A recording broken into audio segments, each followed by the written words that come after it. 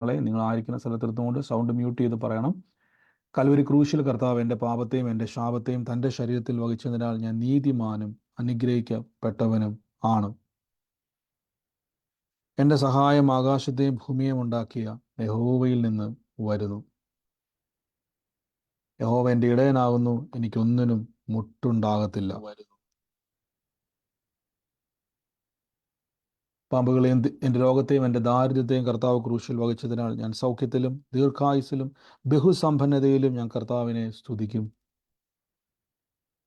എന്നെ ശക്തനാക്കുന്ന യേശു ക്രിസ്തു മുഖാന്തരം ഞാൻ സകലത്തിലും ഇന്ന് മതിയായവനായിത്തീരും. പാമ്പുകളെയും തേളുകളെയും ശത്രുവിൻ്റെ സകല ബലത്തെയും ചവിട്ടാൻ കർത്താവ് എനിക്ക് അധികാരം തന്നിരിക്കുന്നു.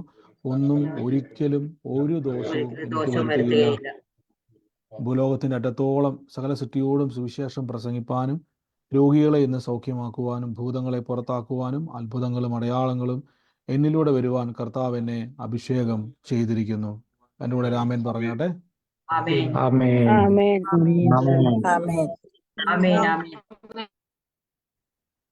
കർത്താവ് നമ്മളെ സകലത്തിലും സൂക്ഷിക്കുന്നല്ലോ. ദൈവം നമ്മളെ സകലത്തിലും അനുഗ്രഹമാക്കി മാറ്റുന്നല്ലോ. നമുക്ക് പ്രാർത്ഥനയോടെ തന്നെ കർത്താവിൻ്റെ തിരുസന്നിധിയിൽ മുന്നോട്ട് പോകാം.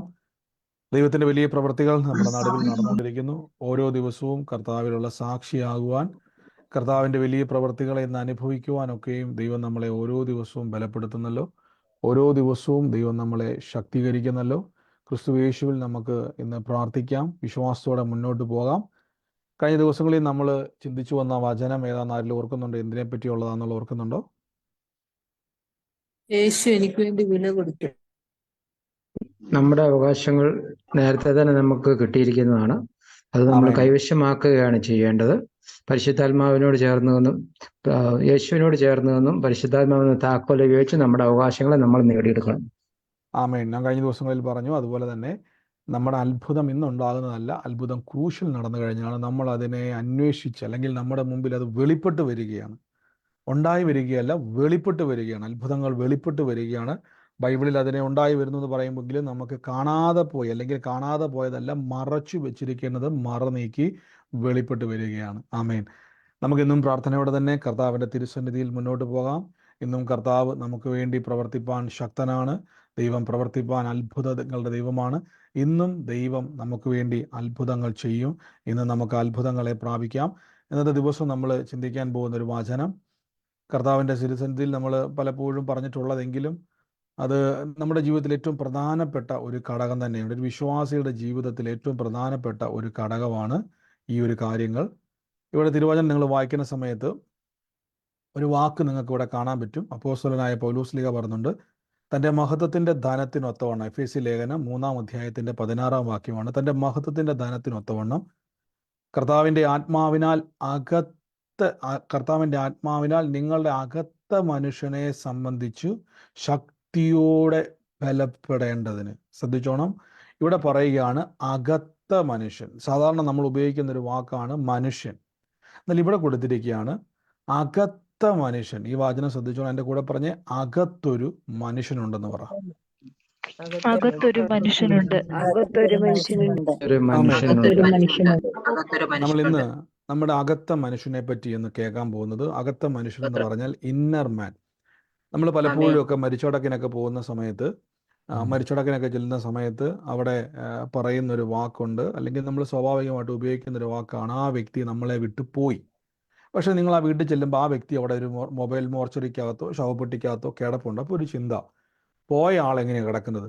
അപ്പോൾ യഥാർത്ഥത്തിൽ നമ്മൾ ഇത്രയും നാളും കണ്ട വ്യക്തി അല്ലാതെ ഒറിജിനലായിട്ടുള്ള ഒരു വ്യക്തിത്വം അകത്തുണ്ടായിരുന്നു. നമ്മൾ കണ്ടത് കണ്ണും മൂക്കും വായും ഒക്കെ ആണെങ്കിലും അതിൻ്റെ അകത്തൊരു വ്യക്തിയുണ്ട്. പലപ്പോഴും മരിക്കുമ്പോൾ നമ്മൾ പറയും ആ മനുഷ്യൻ നമ്മളെ വിട്ടു പോയി. പക്ഷെ അവിടെ ശരീരം കിടപ്പുണ്ട്. ഒരു വസ്ത്രം നമ്മൾ മാറിയിടുന്നത് പോലെ നമ്മുടെ ശരീരം അവിടെ കിടപ്പുണ്ട്. യഥാർത്ഥത്തിൽ ഒരു വ്യക്തിത്വമുണ്ട്. നമുക്കതൊന്ന് മനസ്സിലാക്കിയിട്ട് എന്താണ് ഇന്ന് കേൾക്കാൻ പോകുന്ന ഈ വചനവും എൻ്റെ ജീവിതവുമായിട്ട് എന്താ ബന്ധവും നമുക്ക് നോക്കാം. ഉൽപ്പത്തി പുസ്തകം 2-ാം അധ്യായത്തിൻ്റെ 7-ാം വാക്യം വായിക്കുമ്പോൾ ഇങ്ങനെയാണ് പറഞ്ഞിരിക്കുന്നത്, യഹോവയായ ദൈവം നിലത്ത് പൊടി കൊണ്ടൊരു മനുഷ്യനെ നിർമ്മിച്ചു. ശ്രദ്ധിച്ചോണം, ദൈവം മനുഷ്യനെ നിർമ്മിച്ചത് എവിടുന്നാണ്? ഈ വചനപ്രകാരം എവിടുന്നാണ് മനുഷ്യനെ നിർമ്മിച്ചത്? നിലത്തെ പൊടിയിൽ നിന്നും. ശ്രദ്ധിച്ചോണം, നിങ്ങൾക്ക് നിങ്ങളുടെ മനസ്സിലേക്ക് ഒരു ചിത്രം കൊണ്ടു നോക്കണം. ഉൽപ്പത്തി പുസ്തകത്തിൽ പറയുന്നു ഭൂമി പാഴും ശൂന്യവും ആയിരുന്നു. അപ്പം പാഴും ശൂന്യമായി കിടന്ന ഭൂമി, അതിൻ്റെ അർത്ഥം യൂസ്ലെസ് ആയി കിടന്ന ഭൂമിയിൽ നിന്നും ദൈവം ഒരു മനുഷ്യരൂപത്തെ ഉണ്ടാക്കി. നമുക്കിങ്ങനെ ചിന്തിക്കാം, ഒരു പ്രതിമ പോലെ. നമ്മൾ കണ്ടിട്ടില്ലേ നാട്ടിലൊക്കെ പ്രതിമകൾ, ചെവിയും കേൾക്കത്തില്ല, കണ്ണും കാണത്തില്ല, മൂക്കും ശ്വസിക്കാൻ കഴിയത്തില്ല, ചലിക്കാൻ കഴിയാത്ത പ്രതിമകൾ നമ്മുടെ ലോകത്തിലുണ്ടല്ലേ. അതേപോലെ ദൈവം നിലത്തെ പൊടി കൊണ്ട് മനുഷ്യൻ്റെ ഒരു രൂപമുണ്ടാക്കി, വേണമെങ്കിൽ പറയാം ഒരു പ്രതിമയുണ്ടാക്കി. അതിന് ജീവനില്ല. ഭൂമിയിലെ മണ്ണിൽ നിന്നും ദൈവം ഒരു മനുഷ്യൻ്റെ രൂപം ഉണ്ടാക്കിയിട്ട് അടുത്ത വാക്യത്തിൽ പറയുന്നു നിർമ്മിച്ചിട്ട് അവൻ്റെ മൂക്കിൽ ശ്വാസം ഊതി മനുഷ്യൻ ജീവനുള്ള ദേഹിയായി തീർന്നു. അപ്പം ആ പ്രതിമയെ ഉണ്ടാക്കി, നിലത്തെ പൊടിയിൽ നിന്നും മനുഷ്യൻ്റെ രൂപം ഉണ്ടാക്കിയിട്ട് ആ മനുഷ്യൻ ജീവൻ ഉണ്ടാകാൻ വേണ്ടി ദൈവം എന്ത് ചെയ്തു? ഭൂമിയിൽ നിന്നല്ല, ദൈവത്തിൻ്റെ അകത്ത് നിന്നും ആത്മാവിനെ മനുഷ്യൻ്റെ അല്ലെങ്കിൽ ആ ഒരു പ്രതിമയിലേക്ക്, മൺമയമായിരിക്കുന്ന പ്രതിമയിലേക്ക് ദൈവം ശ്വാസത്തെ കൊടുത്തു. അതായത് നമ്മുടെ ആത്മാവിനെ കൊടുത്തു. സദൃശവാക്യത്തിൽ പറയുന്നു മനുഷ്യന്റെ ആത്മാവ് യഹോവയുടെ ദീപം ആകുന്നു എന്ന് വചനത്തിലൊരു വാക്യമുണ്ട്. അപ്പം മൂക്കിലേക്ക് എന്ത് ചെയ്തു? ശ്വാസം ഊതി. അപ്പം നമ്മുടെ ആത്മാവിന്റെ വരവ് എവിടുന്ന? ദൈവത്തിൽ നിന്ന്. നമ്മുടെ ആത്മാവിന്റെ വരവ് ദൈവത്തിന്റെ ശ്വാസത്തിൽ നിന്ന്. ദൈവത്തിൻ്റെ ശ്വാസം അല്ലെങ്കിൽ ദൈവത്തിൽ നിന്ന് വന്നതാണ് ആത്മാവ്, ഭൂമിയിൽ നിന്ന് വന്നതാണ് ശരീരം. മനസ്സിലായോ? ഈ ഭൂമിയിൽ നിന്ന് എടുത്തതാണ് ശരീരം, പക്ഷെ ദൈവത്തിൽ നിന്ന് വന്നതാണ് ആത്മാവ്. അതുകൊണ്ടാണ് മരിക്കുന്ന സമയങ്ങളിൽ നമ്മുടെ ആത്മാവ് നമ്മളെ വിട്ടു പോകുന്നത്. ഇത് കേൾക്കുമ്പോൾ നിങ്ങൾ പേടിക്കരുതയോ ബ്രദറെ മരിക്കാൻ പോകുന്ന കാര്യമാണ്. അല്ല, മരിക്കാൻ പോകുന്ന കാര്യമല്ല കേൾക്കാൻ പോകുന്നതെന്ന്, ജീവനെ പറ്റിയാണ് കേൾക്കാൻ പോകുന്നത്. ഒരാമേൻ പറഞ്ഞേ. ഇനി നിങ്ങൾ ശ്രദ്ധിച്ചോണം, ഇവിടെ ഞാനൊരു വാക്യം നിങ്ങൾക്ക് ഇപ്പോൾ പ്രൊജക്റ്റ് ചെയ്ത് കാണിക്കാം. സദൃശവാക്യത്തിലെ വാക്യമാണ്. സദൃശവാക്യം 20-ാം അധ്യായത്തിൻ്റെ 27-ാം വാക്യത്തിൽ ഇങ്ങനെ പറയുന്നു, മനുഷ്യൻ്റെ ആത്മാവ് യഹോവയുടെ ദീപം, അത് ഉദരത്തിൻ്റെ അറകളെയൊക്കെയും ശോധന ചെയ്തു. ശ്രദ്ധിച്ചോണം, മനുഷ്യൻ്റെ ശരീരവും എന്നല്ല പറഞ്ഞത്, മനുഷ്യൻ്റെ ആത്മാവ് യഹോവയുടെ ദീപം. എന്താണ് ഈ ദീപം എന്ന് പറഞ്ഞാൽ? വെളിച്ചം. വെളിച്ചം എന്ന് പറഞ്ഞാൽ നമുക്കറിയാം ജീവന്റെ ഒരു സൈനായിട്ടാണ് വെളിച്ചത്തെ കാണിക്കുന്നത്. ഇവിടെ ദൈവം ജീവനില്ലാത്തൊരു പ്രതിമയെ ഉണ്ടാക്കി, മനുഷ്യന്റെ രൂപം ഉണ്ടാക്കിയിട്ട് അതിലേക്ക് ആത്മാവിനെ, നമ്മുടെ അകത്ത മനുഷ്യനെ ആത്മാവിനെ പകർന്നപ്പോൾ പ്രതിമ ചലിക്കുവാൻ തുടങ്ങി, അതിൻ്റെ കൈവിരലുകൾ ഉണ്ടാകാൻ തുടങ്ങി, അത് ചലിക്കുവാൻ തുടങ്ങി, മൂക്കിൽ ശ്വാസമുണ്ടായി, കാഴ്ച തുടങ്ങി, അങ്ങനെ ഒത്തിരി പ്രോസസ്സുകൾ നമ്മുടെ ബോഡിയിലുണ്ടായി. ഇതിനെല്ലാം കാരണം ദൈവത്തിൽ നിന്ന് വന്ന ആത്മാവാണ്. ഇനി ശ്രദ്ധിച്ചോണം, നമ്മൾ യേശുവിലേക്ക് വരുന്ന സമയത്ത്, പാപം ചെയ്ത സമയത്ത് എന്ത് സംഭവിച്ചെന്ന് വെച്ച് കഴിഞ്ഞാൽ, പാപം ചെയ്ത സമയത്ത് നമ്മുടെ അകത്ത മനുഷ്യൻ കെട്ടുപോയി. ഈ കെട്ടുപോയ മനുഷ്യനെ യേശു ക്രിസ്തു ഈ പാപം കൊണ്ടാണ് ഈ വെളിച്ചം കെട്ടു. അതുകൊണ്ടാണ് സദൃശവാക്യത്തിൽ പറഞ്ഞിരിക്കുന്നത്, ശ്രദ്ധിച്ചോണം, മനുഷ്യന്റെ ആത്മാവ് യഹോവയുടെ ദീപം, ഈ ദീപം കെട്ടുപോയി. യേശു ക്രിസ്തു വന്നിട്ട് പറയുന്നുണ്ട്, ഞാൻ ലോകത്തിന്റെ വെളിച്ചമാകുന്നൊക്കെ പറഞ്ഞ മനസ്സിലായോ? ഞാൻ ലോകത്തിന്റെ വെളിച്ചമാകുന്നു, എന്നെ അനുഗമിക്കുന്ന ഒരു നാൾ ഇരുട്ടിൽ നടക്കത്തില്ലെന്നൊക്കെ പറയാൻ കാരണം, ഈ വെളിച്ചം നമുക്കറിയാം, വിളക്ക് കെട്ടുപോയ പിന്നെ വിളക്ക് കൊണ്ട് വല്ല പ്രയോജനമുണ്ടോ? നിങ്ങളുടെ ഇപ്പോൾ ഒരു ടോർച്ച് ഇരിപ്പുണ്ട്, ആ ടോർച്ചിലെ ബൾബ് ഫ്യൂസ് ആയി പോയി കഴിഞ്ഞാൽ വല്ല ഗുണമുണ്ടോ?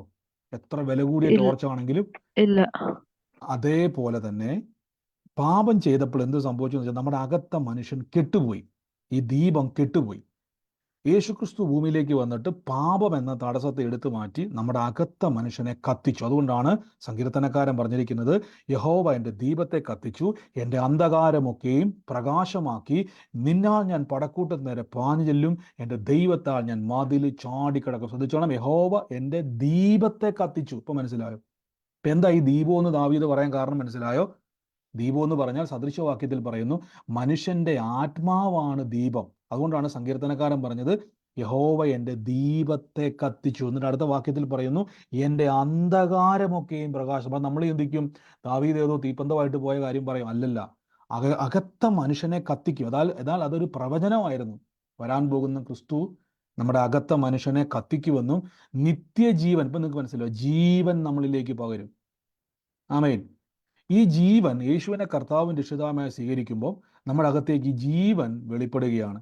എന്നാൽ എന്താ സംഭവിക്കുന്നത് വെച്ച് കഴിഞ്ഞാൽ, യേശുവിനെ കർത്താവായി സ്വീകരിക്കുന്ന നിമിഷം മുതൽ, ഞാൻ കഴിഞ്ഞ ദിവസം പറഞ്ഞല്ലോ, കർത്താവിലേക്ക് വന്ന് രക്ഷിക്കപ്പെട്ട് സ്നാനപ്പെട്ട് കഴിഞ്ഞ് ഞാൻ നോക്കിയപ്പോൾ എൻ്റെ കണ്ണിനോ മൂക്കിനോ വായിക്കോ മുടിക്കോ ശരീരത്തിനോ ഒരു മാറ്റവും ഞാൻ കാണുന്നില്ല. എല്ലാവരും പറഞ്ഞു ആള് മാറിയവനായി, പുതുതായി ജനിച്ചു, പുതിയതായി സൃഷ്ടിക്കപ്പെട്ടു. പക്ഷെ എൻ്റെ മുഖത്ത് വലിയ വ്യത്യാസം കാണുന്നില്ല. വലിയ വ്യത്യാസം എന്നല്ല, ഒരു വ്യത്യാസവുമില്ല. എൻ്റെ ഹെയർ സ്റ്റൈൽ അങ്ങനെ തന്നെയാണ്, എൻ്റെ കൺപോളകൾ അങ്ങനെ തന്നെയാണ്, എൻ്റെ രൂപത്തിൽ വ്യത്യാസങ്ങളൊന്നും വന്നിട്ടില്ല. അപ്പം ഞാനോർത്ത് എന്താണ് ഈ വ്യത്യാസം? യഥാർത്ഥത്തിൽ ഉണ്ടായത് അകത്ത മനുഷ്യനാണ് വ്യത്യാസം. ഇനി നമ്മൾക്ക് അകത്ത മനുഷ്യൻ എന്താണെന്ന് പറഞ്ഞു തരാം. നിങ്ങൾക്ക് ഇന്ന് ഈ ദൈവസന്നിധിയിൽ നിങ്ങളെ കൊണ്ടുവരുവാൻ നിങ്ങൾ പോലും അറിയാതെ നിങ്ങളെ പ്രേരിപ്പിക്കുന്ന ഒരു ഘടകമുണ്ട്, നിങ്ങളുടെ അകത്ത മനുഷ്യൻ. ഇതെപ്പോഴും ആമേൻ. ദൈവത്തോട് ചേരുവാനും ദൈവസന്നിധിയിലേക്കുള്ള അനുഗ്രഹങ്ങളിലേക്ക് എത്തിപ്പിടിക്കുവാനും എപ്പോഴും നമ്മുടെ ആത്മാവ് ബന്ധപ്പെടും. നമ്മുടെ അകത്ത മനുഷ്യൻ, ആത്മാവെന്ന് പറഞ്ഞാൽ അകമയുള്ള മനുഷ്യൻ. നമുക്കിപ്പോൾ കുറേ നേരം TV കാണാൻ തോന്നും. കുറേ നേരം നിങ്ങളൊരു 6 മണിക്കൂർ കുത്തിയിരുന്നുകൊണ്ട് TV കാണുമെന്ന് വിചാരിച്ചു, 6-7 മണിക്കൂർ. എന്തെങ്കിലും വ്യത്യാസം ഉണ്ടാവുമോ? 6-7 മണിക്കൂർ TV കണ്ടാൽ എന്തെങ്കിലും നിങ്ങളുടെ അവസ്ഥകൾക്ക് മാറ്റം ഉണ്ടാവുമോ? ഒരു മാറ്റം ഉണ്ടാവില്ല. ഒരു മാറ്റം ഉണ്ടാകത്തില്ല. പക്ഷേ നിങ്ങളുടെ അകത്ത മനുഷ്യനെ ദൈവവചനം കുറച്ച് സമയങ്ങൾ കൊടുക്കുകയും കുറച്ചു നേരം നിങ്ങൾ വചനം പറയുകയും വചനം കേൾക്കുകയും പ്രാർത്ഥിക്കുകയും ചെയ്യുമ്പോൾ എന്ത് സംഭവിക്കുമെന്ന് അറിയാവോ? 6-7 മണിക്കൂർ സിനിമ കണ്ടിട്ടോ TV കണ്ടിട്ടോ മാറാത്ത പല വിഷയങ്ങളും നിങ്ങളുടെ മുമ്പിൽ നിന്ന് മാറിപ്പോകും. അതിൻ്റെ കാര്യം എന്തെന്നറിയാവോ? നിങ്ങളുടെ അകത്ത മനുഷ്യന് നിങ്ങളുടെ അവസ്ഥകളെയൊക്കെയും ചേഞ്ച് ചെയ്യുവാൻ കഴിയും. അപ്പോൾ നിങ്ങൾ എന്തെങ്കിലും, ബ്രദറെ, ദൈവമല്ലേ എല്ലാം മാറ്റുന്നത്? ശ്രദ്ധിച്ചോണം, നമ്മൾ പോലും അറിയാത്ത ചില കഴിവുകൾ നമ്മുടെ അകത്ത മനുഷ്യനുണ്ട്. അപ്പോസ്തലനായ പൗലോസ് പറയുന്ന വചനം ശ്രദ്ധിച്ചോണം. എപ്പോഴും ആ വാക്ക് നിങ്ങൾ മറന്നു പോകരുത്. തൻ്റെ മഹത്വത്താലും തനത്തൊത്തവണ്ണം തൻ്റെ അകത്ത മനുഷ്യനെ സംബന്ധിച്ച് ശക്തിയോടെ ബലപ്പെടണം. നിങ്ങളിപ്പോൾ ഒരു രാവിലെ മുതൽ വൈകുന്നേരം വരെ ആഹാരം കഴിക്കാതെ 2 ദിവസം ഇരുന്നിട്ട് ജോലി ചെയ്യാൻ പറ്റുന്ന ആരെങ്കിലും ഉണ്ടോ? 2 ദിവസം ആഹാരം ഒന്നും കഴിക്കാതെ, ഒന്നും കഴിക്കുന്നില്ല, വെള്ളം പോലും കുടിക്കാതെ നിങ്ങൾക്ക് എവിടെയെങ്കിലും കല്ല് ചുമക്കാൻ പറ്റുമോ? എന്തെങ്കിലും ജോലി ചെയ്യാൻ പറ്റുമോ? പറ്റില്ല. ഇല്ല. പറ്റത്തില്ല. അതിൻ്റെ കാര്യം എന്തുവാ? നിങ്ങളുടെ ബോഡിക്ക് അതിനുള്ള ബലമില്ല. മനസ്സിലാകുന്നുണ്ടോ? നിങ്ങളുടെ ശരീരത്തിൻ്റെ ബലം കുറയുമ്പോൾ നിങ്ങളുടെ ചുറ്റുവട്ടമുള്ള വിഷയങ്ങളെ കൈകാര്യം ചെയ്യുവാനും ജോലി ചെയ്യുവാനുമുള്ള കപ്പാസിറ്റി നിങ്ങൾക്ക് കുറയും. ഞാൻ ചോദിച്ചോട്ടെ, അങ്ങനെയെങ്കിൽ നിങ്ങളുടെ അകത്ത മനുഷ്യൻ ശക്തിപ്പെട്ടാൽ നിങ്ങൾക്ക് എന്ത് സംഭവിക്കുമെന്നറിയാവോ? നിങ്ങളുടെ വിഷയങ്ങളെ കൈകാര്യം ചെയ്യുവാനുള്ള ശക്തി ഉണ്ടാകും. ആമേൻ. നിങ്ങളുടെ അകത്ത മനുഷ്യൻ ബലപ്പെട്ടാൽ, പലപ്പോഴും നിങ്ങൾ ശ്രദ്ധിച്ചോണം, ഇപ്പം നമ്മുടെ അകത്ത മനുഷ്യന് ഒത്തിരി പ്രത്യേകത ഞാൻ പറയാം. പരിശുദ്ധാത്മാവ് സംസാരിക്കുന്നത് ആരോടാണെന്നറിയോ? റോമാലേഖനം 8-ാം അധ്യായത്തിൽ പറയുന്നു. ഈ വചനം വായിക്കാൻ പറ്റുന്ന ഒരാളൊന്ന് ഉറക്കെ വായിക്കണേ. റോമാലേഖനം 8-ാം അധ്യായത്തിന്റെ 16-ാം വാക്യം കാണാൻ പറ്റുന്നുണ്ടോ? നാം ദൈവത്തിന്റെ മക്കളെന്ന് ആത്മാവ് താനും നമ്മുടെ ആത്മാവോട് കൂടെ സാക്ഷ്യം പറയുന്നു. കണ്ടോ? ഇവിടെ പറയുകയാണ് ദൈവത്തിന്റെ മക്കളെന്ന് നാം ആത്മാവ് താനും നമ്മുടെ ആത്മാവിനോട്. ഇപ്പൊ 2 ആത്മാക്കളെ പറ്റി പറയാം. ഒന്ന് പരിശുദ്ധ ആത്മാവും, 2 എൻ്റെ അകത്ത മനുഷ്യൻ. ഇപ്പൊ നിങ്ങളോട് ഒരാൾ വന്നിട്ട് നിങ്ങളോട് ചോദിക്കുക, നിങ്ങൾ ആരുടെ മകനാന്ന് ചോദിച്ചാൽ നിങ്ങൾ എന്നാ പറയും? ഒരാൾ വന്ന് വഴിപോക്കം ചോദിക്കുക, നിങ്ങൾ എവിടുത്തുകാരനാ, നിങ്ങൾ ആരുടെ മകനാന്ന് വെച്ചാൽ നിങ്ങൾ എന്നാ പറയും? നിങ്ങൾ നിങ്ങളുടെ അച്ഛൻ്റെ പേര് പറയും, വീട്ടുപേര് പറയും, അല്ലേ? അപ്പോൾ നിങ്ങൾ താമസിക്കുന്ന സ്ഥലം, ഞാൻ ഇന്ന സ്ഥലത്ത് താമസിക്കുന്നു, എൻ്റെ അപ്പൻ ഇന്ന അപ്പൻ്റെ മോനാണ്, എൻ്റെ അമ്മയുടെ മോനാണ്, ഇന്ന സഹോദരങ്ങളൊക്കെ എനിക്കുണ്ട്. എന്നാൽ നിങ്ങളുടെ അകത്ത മനുഷ്യനോട് ചോദിച്ചാൽ, അകത്ത മനുഷ്യനോട് ഒരാൾ വന്നിട്ട് ചോദിക്കുവാണ്, നീ എവിടുത്തുകാരനാണ്, ആരാണ് നിന്റെ അപ്പൻ എന്ന് ചോദിച്ചാൽ ഒരിക്കലും നിങ്ങളുടെ ഭൂമിയിലെ അപ്പൻ്റെ പേര് പറയത്തില്ല. നിങ്ങളുടെ അകത്ത മനുഷ്യൻ പറയും, ഞാൻ ദൈവത്തിൻ്റെ മകനാണ്, ഞാൻ ദൈവത്തിൻ്റെ മകനാണ്. ഞാൻ ചോദിച്ചോട്ടെ, ഈ വ്യക്തിയെ ഒന്ന് നിങ്ങൾ ശക്തിപ്പെടുത്തിയാൽ, അകത്ത മനുഷ്യനെ ഒന്ന് ശക്തിപ്പെടുത്തിയാൽ, ദൈവത്തിൻ്റെ മകൻ എങ്ങനെയാണോ ജീവിക്കുന്നത് അത് കാണിച്ചു തരുവാൻ അകത്ത മനുഷ്യന് കഴിയും. ശ്രദ്ധിച്ചോണം, അകത്ത മനുഷ്യനെ ബലപ്പെടുത്തണം. അതുകൊണ്ടാണ് പൗലോസ്ലീഹ പറഞ്ഞിരിക്കുന്നത്, ആത്മാവ് താൻ നമ്മുടെ ആത്മാവിടെ പറഞ്ഞുകൊണ്ടിരിക്കുകയാണ്, നീ ദൈവത്തിൻ്റെ മകനാണ്, ദൈവത്തിൻ്റെ മകനാണ്, ദൈവത്തിൻ്റെ മകനാണ്. പക്ഷെ എൻ്റെ റേഷൻ കാർഡും എൻ്റെ ഐഡന്റിറ്റി കാർഡും എൻ്റെ പാസ്പോർട്ടും എൻ്റെ നാട്ടുകാരും എൻ്റെ വീട്ടുകാരും പറയുന്നു, നീ നിന്റെ ലോകത്തിൻ്റെ പിതാവിൻ്റെ മകനാണ്. അതുകൊണ്ട് എന്നാ സംഭവിക്കുമെന്നറിയാവോ? ഈ ലോകത്തിൻ്റെ പിതാവിൻ്റെ മക്കളായി ജീവിക്കുമ്പോൾ നമുക്ക് പരിമിതിയുണ്ട്. എൻ്റെ അപ്പന് 5 സെൻറ്റ് സ്ഥലമേ ഉള്ളൂ, എൻ്റെ അപ്പന് വാടക വീടായിരിക്കാം, എൻ്റെ അപ്പന് വലിയ സ്വത്ത് കാണത്തില്ല, എൻ്റെ പിതാവിന് അത്രയും കഴിവൊക്കെ ഉള്ളൂ, അപ്പോൾ എനിക്കും അത്രയൊക്കെ ഉള്ളൂ. എന്നാൽ ദൈവത്തിൻ്റെ മക്കൾക്ക് പരിമിതിയില്ല. ദൈവത്തിൻ്റെ മക്കൾക്ക് പരിമിതിയില്ല. ദൈവത്തിൻ്റെ മക്കൾക്ക് എവിടെയും ഏത് വിഷയത്തിൻ്റെ മേൽ ജയാളിയാകുവാൻ കഴിയും. പക്ഷെ സംഭവിക്കുന്ന എന്നാന്ന് വെച്ചാൽ നമ്മൾ നന്നായിട്ട് വളർന്നു, നമ്മുടെ അകത്ത മനുഷ്യൻ ചുരുങ്ങിക്കൊണ്ടിരിക്കും. അവിടെ എന്താ സംഭവിക്കുന്നത് അറിയാവോ? ദൈവത്തിൻ്റെ മക്കളെന്നുള്ള ആ ഒരു പൊസിഷൻ നമ്മൾ കുറഞ്ഞുകൊണ്ടേയിരിക്കും. കുറയുക എന്ന് പറഞ്ഞാൽ അറിവ് കുറഞ്ഞുകൊണ്ടേയിരിക്കും. നിങ്ങൾ ശ്രദ്ധിച്ചിട്ടുണ്ട്, യേശു ക്രിസ്തുവിനെ പരീക്ഷിക്കാൻ വേണ്ടി പിശാച് വന്നിട്ട് ചോദിക്കുന്ന ചോദ്യത്തിന് കർത്താവ് പറയുന്ന ഒരു മറുപടിയുണ്ട്. മനുഷ്യൻ അപ്പം കൊണ്ട് മാത്രമല്ല, ദൈവത്തിൻ്റെ വായിൽ നിന്ന് വരുന്ന സകല വചനത്താലും എന്ത് ചെയ്യും? ജീവിക്കും. ജീവിക്കുക ഞാൻ ചോദിച്ചോട്ടെ, ജീവിക്കും അവിടെ പിശാച് വന്നിട്ട് പറയുന്നത് യേശുവിന് ഭൗതികമായ വിശപ്പിനെ പറ്റിയാണോ ആത്മീയ വിശപ്പിനെ പറ്റിയാണോ? 40 ദിവസം ഉപവാസം കഴിഞ്ഞതിന് ശേഷം യേശുവിന് എന്തുണ്ടായി?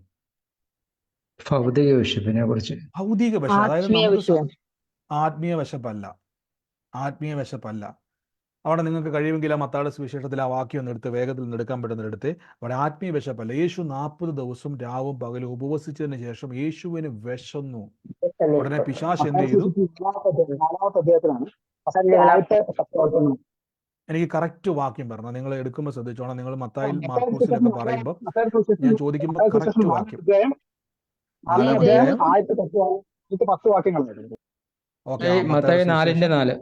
മത്തായി 4:4. കറക്റ്റ് വാക്യം പറയണേ. മത്തായിയുടെ 4:4. മത്തായിയുടെ സുവിശേഷം ഇവിടെ 4-ാം അധ്യായത്തിന് കറക്റ്റ് വാക്യം പറയാൻ പറഞ്ഞ കാര്യം വെച്ചാൽ ഞാൻ ചിലപ്പോൾ സെർച്ച് ചെയ്യുമ്പോൾ അത് വേറെ വാക്യമായിരിക്കും പലപ്പോഴും സംഭവിക്കുന്നത്. കറക്റ്റ് പറഞ്ഞത് ശ്രദ്ധിച്ചോണം.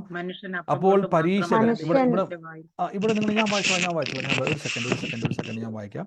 അന്ന് തന്നെ പിശാച് അവനെ പരീക്ഷിക്കേണ്ടതിന് ആത്മാവനെ മറുപടി നടത്തി 40 രാവും 40 പകലും യേശു ഉപവസിച്ചതിന് ശേഷം യേശുവിന് വിശന്നു. ഇത് ഭൗതിക വിശപ്പാണോ ആത്മീയ വിശപ്പാണോ? നമ്മുടെ ഭാഷയിൽ പറഞ്ഞ വയറ്റിലെ വിശപ്പാണോ ആത്മീയ വിശപ്പാണോ? വയറ്റിലെ വിശപ്പ്. അപ്പൊ ഉടനെ പിശാച് എന്തെന്ന് വെച്ച് കഴിഞ്ഞാൽ പരീക്ഷകനകത്ത് വന്ന് നീ ദൈവപുത്രനെങ്കിൽ, ശ്രദ്ധിച്ചോണം, ഇവിടെ നിങ്ങൾ ശ്രദ്ധിച്ചോണം, പിശാചിന് നമ്മളെക്കാളും അറിവുണ്ട്. അവൻ പറയുകയാണ്, നീ ദൈവപുത്രനെങ്കിൽ ഈ കല്ലിനെ അപ്പമാക്കുവാൻ കൽപ്പിക്കുക എന്ന് പറഞ്ഞു. അപ്പൊ ശ്രദ്ധിച്ചോണം, പിശാചിന് മനസ്സിലായി ദൈവത്തിൻ്റെ മക്കൾക്കൊരു പ്രത്യേകതയുണ്ട്. അവൻ നാച്ചുറൽ ആയിട്ടുള്ള കാര്യങ്ങൾക്ക് അപ്പുറം ചെയ്യാൻ പറ്റുന്നവനാ. മനസ്സിലായോ? ലോകത്തിൽ ഒരു മനുഷ്യനും വെട്ടുകല്ലെടുത്തുകൊണ്ട് ബിരിയാണി ആക്കാൻ പറ്റത്തില്ല. ലോകത്തിൽ ഒരു മനുഷ്യനും കരിങ്കല്ല് കൊണ്ടുവന്ന് എന്ത് ചെയ്യാൻ കഴിയത്തില്ല, അപ്പമാക്കാൻ കഴിയത്തില്ല. പക്ഷെ പിശാചിനറിയാം, ഇവൻ ദൈവപുത്രനെങ്കിൽ ഈ കല്ലിനെ പോലും ഇവൻ എന്ത് ചെയ്യാൻ കഴിയും, അപ്പമാക്കി തീർക്കുവാൻ കഴിയും. നിങ്ങൾക്കിപ്പോൾ മനസ്സിലായോ? പിശാചിന് മനസ്സിലായി, ഒറിജിനൽ ദൈവത്തിൻ്റെ പുത്രനാണെങ്കിൽ, സ്പിരിച്വൽ മാൻ ആണെങ്കിൽ ഇവൻ എന്ത് ചെയ്യാൻ കഴിയും. പക്ഷെ യേശു അവിടെ അത്ഭുതം ചെയ്യാത്തതിൻ്റെ കാരണം യേശു ദൈവത്തിൻ്റെ പുത്രനല്ല എന്ന് തെളിയിക്കാൻ വേണ്ടിയല്ല, പിശാചിൻ്റെ മുമ്പിൽ തെളിയിക്കേണ്ട കാര്യം അവിടെ ഇല്ല. പകരം യേശു ഒരു മറുപടി പറയുകയാണ്, അതിന് മനുഷ്യൻ അപ്പം കൊണ്ട് മാത്രമല്ല ദൈവത്തിൻ്റെ വായിൽ നിന്ന് വരുന്ന സകല വചനത്താലും ജീവിക്കുന്നു. നിങ്ങൾ ഒരു ചോദ്യം ചോദിച്ചോട്ടെ, യേശുവേ, ഇവിടെ ആത്മീയ വിശപ്പിനെ പറ്റി അല്ലല്ലോ പിശാച് പറഞ്ഞത്, കർത്താവിന് വയറ്റിൽ വിശക്കുന്നുണ്ടല്ലോ, ഇതല്ലേ പിശാച് പറഞ്ഞത്?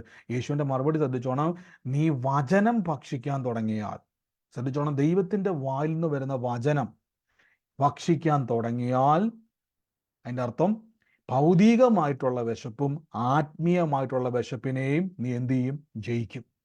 മനസ്സിലാവുന്നുണ്ടോ? നിങ്ങളുടെ അകത്ത മനുഷ്യൻ നിങ്ങൾ ബലപ്പെട്ടാൽ ഗുണം എന്നറിയാവോ, നിങ്ങളുടെ പുറമെയുള്ള സകല വിഷയങ്ങളെയും നിങ്ങൾ തൂത്തുവാരി എറിയും. ഹല്ലേലൂയ. പക്ഷെ പലപ്പോഴും സംഭവിക്കുന്നത് ഞാൻ ഇന്ന് എനിക്ക് തോന്നുന്നത് ചില സഹോദരിമാർ എന്നെ വിളിച്ചിട്ട്, ഇന്ന് സഹോദരി എനിക്ക് തോന്നുന്നത് സുധി സിസ്റ്ററോട് ഞാനിന്ന് പറഞ്ഞായിരുന്നു, സിസ്റ്റർ ഇങ്ങനെ ദർശനങ്ങൾ കാണും. ഒരാളോട് മാത്രം എല്ലാവരും ഞാൻ പറയുകയാണ്, നിങ്ങൾ ഒത്തിരി ആൾക്കാർ ഈ ദിവസങ്ങളിൽ നിങ്ങളുടെ സ്പിരിച്വൽ ഐസ് തുറന്നിട്ട് പല കാര്യങ്ങൾ കാണുന്നവരുണ്ട് ഈ ദിവസങ്ങളിൽ. അത് ദൈവത്തിൻ്റെ വലിയ കൃപയാണ്. ദൈവം ഒത്തിരി ആൾക്കാരുടെ പ്രാർത്ഥനയിൽ പലതും കാണുവാനും കേൾക്കുവാനും ഒക്കെ കഴിവ് ദൈവം കൊടുത്തു. ഭാവിയിൽ സംഭവിക്കാൻ പോകുന്ന കാര്യങ്ങളെ കാണുവാനും ലൈഫിൽ ചില ദർശനങ്ങൾ കാണുവാനും ഒക്കെ സഹായിച്ചു. അപ്പോൾ പലപ്പോഴും സംഭവിക്കുന്നത്, പല ആളുകളും വിളിച്ചിട്ട്, ബ്രദറെ ഞാൻ ഇങ്ങനെ ഒരു ദർശനം കണ്ടു, ബ്രദർ ഒന്ന് പറഞ്ഞു തരണം. ഞാൻ ആദ്യമൊക്കെ പറഞ്ഞു കൊടുക്കുമായിരുന്നു, ഇപ്പം ഞാനത് പറയത്തില്ല. എന്തുകൊണ്ടാണ് ഞാനത് പറയാത്തെന്ന് ചോദിച്ചു കഴിഞ്ഞാൽ, നിങ്ങളിപ്പം എന്നോടൊരു ദർശനം കണ്ട് എന്നോട് പറയുമ്പോൾ ഞാൻ കർത്താവോട് പറയും, കർത്താവ് എന്താ അതിൻ്റെ അർത്ഥം, ദൈവം അത് എന്നോട് പറഞ്ഞു തരും, ഞാൻ നിങ്ങളോട് പറഞ്ഞു തരും, നാളെ നിങ്ങളെ കാണിക്കും, അത് പറഞ്ഞു തരും. ഒരിക്കലും നിങ്ങൾ വളരത്തില്ല. ദൈവം ആഗ്രഹിക്കുന്നത് നിങ്ങളെ ആ ദർശനം കാണിച്ചിട്ട് അടുത്തൊരു ലെവലിലേക്ക് നിങ്ങളെ വളർത്തണം. മനസ്സിലാകുന്നുണ്ടോ? അടുത്തൊരു ലെവലിലേക്ക് നിങ്ങളെ വളർത്തുവാൻ പരിശുദ്ധ ആത്മാവ് ആഗ്രഹിക്കുന്നുണ്ട്. ഒരു കാലത്ത് എനിക്കിത് അറിയത്തില്ലായിരുന്നു. ഞാൻ ഇങ്ങനെയൊക്കെ ദർശനം കാണുമ്പോൾ ഞാൻ ഇങ്ങനെ അന്വേഷിച്ച് നടക്കും. പക്ഷെ ഞാൻ പഠിച്ചു, കർത്താവിന് കൂടുതൽ ആഴങ്ങളിൽ എനിക്ക് വെളിപ്പെടുത്തി തരണം, എനിക്ക് അടയാളങ്ങൾ തരണം. അങ്ങനെ പ്രാർത്ഥിക്കാൻ തുടങ്ങിയപ്പം എനിക്ക് കർത്താവ് കൂടുതൽ കാര്യങ്ങൾ കാണിക്കാൻ തുടങ്ങിയപ്പോൾ എനിക്ക് മനസ്സിലായി, ഞാൻ ദൈവത്തോട് ചോദിക്കുമ്പോൾ ദൈവം അത് കാണിച്ചു തരും. നിങ്ങൾക്കും അങ്ങനെ തന്നെയാണ്. മനസ്സിലാകുന്നുണ്ടോ? ഇതുമായിട്ട് എന്താ കണക്ഷൻ എന്ന് ചോദിച്ചാൽ ഞാൻ പറഞ്ഞു തരാം. നിങ്ങളുടെ അകത്ത മനുഷ്യൻ എന്ന് പറഞ്ഞാൽ പലപ്പോഴും നമ്മൾ ചിന്തിക്കും മരിക്കുമ്പോഴാണ് നമ്മൾ ഉപയോഗിക്കുന്നത്, അല്ലേ? അങ്ങനെ ആരെങ്കിലും പറഞ്ഞിട്ടുണ്ടോ? അയാൾ പോയി, അയ്യോ നമ്മുടെ ചേട്ടൻ ഉണ്ടായിരുന്നു, നമ്മുടെ സഹോദരൻ, നമ്മുടെ കൂട്ടുകാരൻ, അവൻ നമ്മളെ വിട്ട് പോയി എന്ന് പറഞ്ഞ ആരെങ്കിലും ഉണ്ടോ? നീ അങ്ങനെ കേട്ട ആരെങ്കിലും ഉണ്ടോ ജീവിതത്തിൽ എപ്പോഴേലും ഈ രണ്ട് കാര്യങ്ങൾ? ഉണ്ട് ഉണ്ട് കേട്ടിട്ടുണ്ട്. ഉണ്ട് ഉണ്ട് കേട്ടിട്ടുണ്ട്. ഞാൻ നിങ്ങളെ ആരെയും വിഷമിപ്പിക്കാൻ പറഞ്ഞല്ല, നിങ്ങളെ എൻകറേജ് ചെയ്യുകയാണ്. ദർശനങ്ങൾ കാണുന്നതോട് ഞാൻ പറയുന്നു, നിങ്ങൾ കൂടുതൽ പ്രാർത്ഥിക്കണം. കാര്യം ദൈവം പിന്നെയും പിന്നെയും കമ്മ്യൂണിക്കേറ്റ് ചെയ്യാനാണ്. അങ്ങനെ ഗുണം എന്നാണെന്നറിയാവോ? ഇപ്പം നിങ്ങൾ കാണുന്ന ചിലപ്പം ചില ചിത്രങ്ങളായിട്ട് നമുക്ക് മനസ്സിലാക്കാത്ത, ഞാൻ ചില സമയത്ത് ചില രൂപങ്ങൾ കാണുമായിരുന്നു ആദ്യ സമയങ്ങളിൽ. അത് വ്യക്തമല്ലായിരുന്നു ചില രൂപങ്ങൾ. കർത്താവ് എനിക്കത് മനസ്സിലാകുന്നില്ല ഞാൻ ദൈവത്തോട് പറയാൻ തുടങ്ങിയപ്പോൾ ആ രൂപങ്ങൾക്ക് അതിൻ്റെ അർത്ഥങ്ങളെ ദൈവം കാണിക്കാൻ തുടങ്ങി. പിന്നീട് എനിക്ക് മനസ്സിലായി, പല ചിത്രങ്ങൾ, പല രൂപങ്ങൾ, പല സിംബലുകൾ, ഇതൊക്കെയും ദൈവം നമ്മോട് സംസാരിക്കുന്നതാണ്. അത് ബൈബിളിൽ നമുക്ക് പഴയ നിയമത്തിലൊക്കെ കാണാൻ പറ്റും. പുതിയ നിയമത്തിലേക്ക് അത്രയും കാണുന്നില്ലെങ്കിൽ പോലും പഴയ നിയമത്തിൽ അങ്ങനെ പലതും കാണുന്നുണ്ട്. അപ്പം നമ്മൾ ദൈവത്തോട് ദൈവം നമ്മോട് കമ്മ്യൂണിക്കേറ്റ് ചെയ്യാൻ ആഗ്രഹിക്കുക. പക്ഷെ നമ്മളപ്പോൾ എന്ത് സംഭവിക്കുന്നത് വെച്ച് കഴിഞ്ഞാൽ നമ്മൾ മറ്റൊരാളുടെ സഹായത്തിലേക്ക് പോവുക. ഇവിടെ ശ്രദ്ധിച്ചോണം, യേശു പറയുകയാണ് മനുഷ്യൻ അപ്പം കൊണ്ട് മാത്രം. എൻ്റെ അർത്ഥം, എനിക്ക് വേണമെങ്കിൽ ഈ കല്ലിനെ അപ്പമാക്കാൻ കഴിയും, കാര്യം ഞാൻ ദൈവത്തിന്റെ പുത്രൻ. എൻ്റെ കൂടെ പറഞ്ഞ ദൈവത്തിന്റെ പുത്രന് അസാധ്യങ്ങൾ ചെയ്യുവാൻ കഴിയുമെന്ന് പറ. ദൈവത്തിന്റെ പുത്രന് ദൈവത്തിന്റെ അസാധ്യങ്ങൾ പുത്രന് ചെയ്യാൻ ദൈവത്തിന്റെ സാധിക്കും. പുത്രന് അസാധ്യങ്ങൾ ചെയ്യാൻ കഴിയും. നിങ്ങൾ ശ്രദ്ധിച്ചോണം, ദൈവത്തിന്റെ മക്കളെന്ന് ആത്മാവുതാൻ നമ്മുടെ ആത്മാവോട് സാക്ഷ്യം പറയും. അപ്പൊ ശ്രദ്ധിച്ചോണം, യേശുവിനെ വിളിച്ച അതേ പദവി തന്നെയാണ് ദൈവം യേശുവിലൂടെ എന്നോടും പറഞ്ഞു. ഞാൻ എന്നെപ്പറ്റി എന്നാ പറഞ്ഞിരിക്കുന്ന വാക്യം ഒന്ന് ഉറക്കെ വായിക്കാവോ? നാം പയ്യെ വായിക്കണേ, സ്പീഡ് കുറച്ച്. നമ്മുടെ ആത്മാവോട് സാക്ഷ്യം പറയുന്നു. അപ്പൊ നാം ആരാന്നാ പറയുന്നത് വചനത്തിൽ? മക്കളെങ്കിലോ നാം മക്കളെന്ന് ആത്മാവ് താൻ നമ്മുടെ ആത്മാവിനോട് സാക്ഷ്യം പറയുന്നു. ശ്രദ്ധിച്ചോണം. അപ്പൊ ഇത് നിങ്ങൾ ശ്രദ്ധിച്ചോണം. നിങ്ങൾ ഈ ദിവസങ്ങളിൽ നിങ്ങളുടെ അകത്ത മനുഷ്യൻ നിന്ന് ഫുഡ് വാങ്ങിച്ചു കൊടുത്ത്. അപ്പൊ എന്താ ബ്രദറെ അകത്ത മനുഷ്യന്റെ ഫുഡ്? വചനത്തിൽ ഇങ്ങനെ പറഞ്ഞേക്കുന്നത്, വചനം എന്ന മായമില്ലാത്ത പാല് കുടിച്ച് വളരണം. ശ്രദ്ധിച്ചോണം. നിങ്ങൾക്കിപ്പം നിങ്ങൾ ഈ ഭൂമിയിൽ ജനിച്ച വ്യക്തിക്ക് ഇനി മറ്റേതെങ്കിലും ഗ്രഹത്തിൽ ചൊവ്വായിലോ മറ്റു ചെന്നു കഴിഞ്ഞാൽ നമുക്കറിയാൻ പറ്റും, അവിടുത്തെ ഒരു സർഫസ് നമുക്ക് പറ്റുന്നതല്ല, അവിടുത്തെ അറ്റ്മോസ്ഫിയർ നമുക്ക് ചേരുന്നതല്ല. നിങ്ങൾ അവിടുത്തെ എന്തെങ്കിലും ചെന്നാൽ അവിടെയുള്ള അവിടെ ചെന്ന് ഇറങ്ങുമ്പോൾ തന്നെ നമ്മൾ പരിശീലിച്ച നമ്മുടെ ശരീരപ്രകൃതിയിൽ അവിടെ ചെന്ന് കഴിയുമ്പോൾ അവിടുത്തെ ക്ലൈമറ്റുകൾ, ചിലപ്പോൾ അവിടുത്തെ ഭക്ഷണങ്ങൾ നമുക്ക് പിടിക്കത്തില്ല, നമ്മൾ മരിച്ചു പോകാൻ വരെ സാധ്യതയുണ്ട്. ശ്രദ്ധിച്ചോണം, നിങ്ങളുടെ അകത്തിരിക്കുന്ന ആത്മാവ് ഭൂമിയിൽ നിന്ന് വന്നതാണോ ദൈവത്തിൽ നിന്ന് വന്നതാണോ? ഉൽപ്പത്തി പുസ്തകപ്രകാരം ദൈവത്തിൽ നിന്ന് വന്നത്. കണ്ടോണം. അപ്പൊ ദൈവത്തിൽ നിന്ന് വന്നതാണെങ്കിൽ ശ്രദ്ധിച്ചോണം, നിങ്ങളുടെ അകത്തിരിക്കുന്ന ആത്മാവിന് വളരണമെങ്കിൽ ഈ ഭൂമിയിൽ ഒരു ഫുഡ് കൊടുത്താലും വളരത്തില്ല. നിങ്ങൾക്കിപ്പം ഇന്ന് നിങ്ങളുടെ ശരീരമൊക്കെ ഒന്ന് പുഷ്ടിപ്പെടുത്തണമെന്ന് ആഗ്രഹം ഉണ്ടെങ്കിൽ ഇഷ്ടംപോലെ അവസരമുണ്ട്. പ്രോട്ടീനും മിനറൽസും ഒക്കെ അടങ്ങിയിട്ടുള്ള ഫുഡുകൾ നിങ്ങൾ കഴിക്കാൻ തുടങ്ങിയാൽ നിങ്ങളുടെ ശരീരം പുഷ്ടി പ്രാപിക്കും, അല്ലേ? നമ്മൾ എക്സസൈസ് ഒക്കെ ചെയ്യുമ്പോൾ നമ്മുടെ ശരീരം ഫിറ്റായിട്ട് മാറും. ഇത് ഭൂമിയിൽ ജീവിക്കുന്ന ഒരു മനുഷ്യനെ കൊണ്ടേ പറ്റത്തുള്ളൂ. പക്ഷെ നിങ്ങളുടെ അകത്തൊരു മനുഷ്യനുണ്ട്. അകത്ത മനുഷ്യന് ആഹാരം കൊടുക്കണമെങ്കിൽ സ്വർഗത്തിൽ നിന്നുള്ള വചനത്തിന് മാത്രമേ ഇത് ഭക്ഷിക്കാൻ പറ്റത്തുള്ളൂ. മനസ്സിലാകുന്നുണ്ടോ? അകത്ത മനുഷ്യൻ ബലപ്പെട്ടാൽ, ശ്രദ്ധിച്ചോണം, അകത്ത മനുഷ്യൻ ബലപ്പെട്ടാൽ നിങ്ങൾ 100 ദിവസം ഇരുന്ന് പ്രാർത്ഥിക്കുന്ന വിഷയങ്ങൾ യേശുവിന്റെ നാമത്തിൽ ഒരു ആമേൻ പറഞ്ഞാൽ അപ്പോൾ അത്ഭുതം. മനസ്സിലാകുന്നുണ്ടോ? ഒന്നുകൂടെ ഞാൻ പറഞ്ഞാൽ മനസ്സിലാകാം. 5 വയസ്സുള്ള ഒരു കൊച്ചിന് 10 കിലോയുടെ അരിച്ചാക്ക് ചുമക്കാൻ പറ്റുമോ?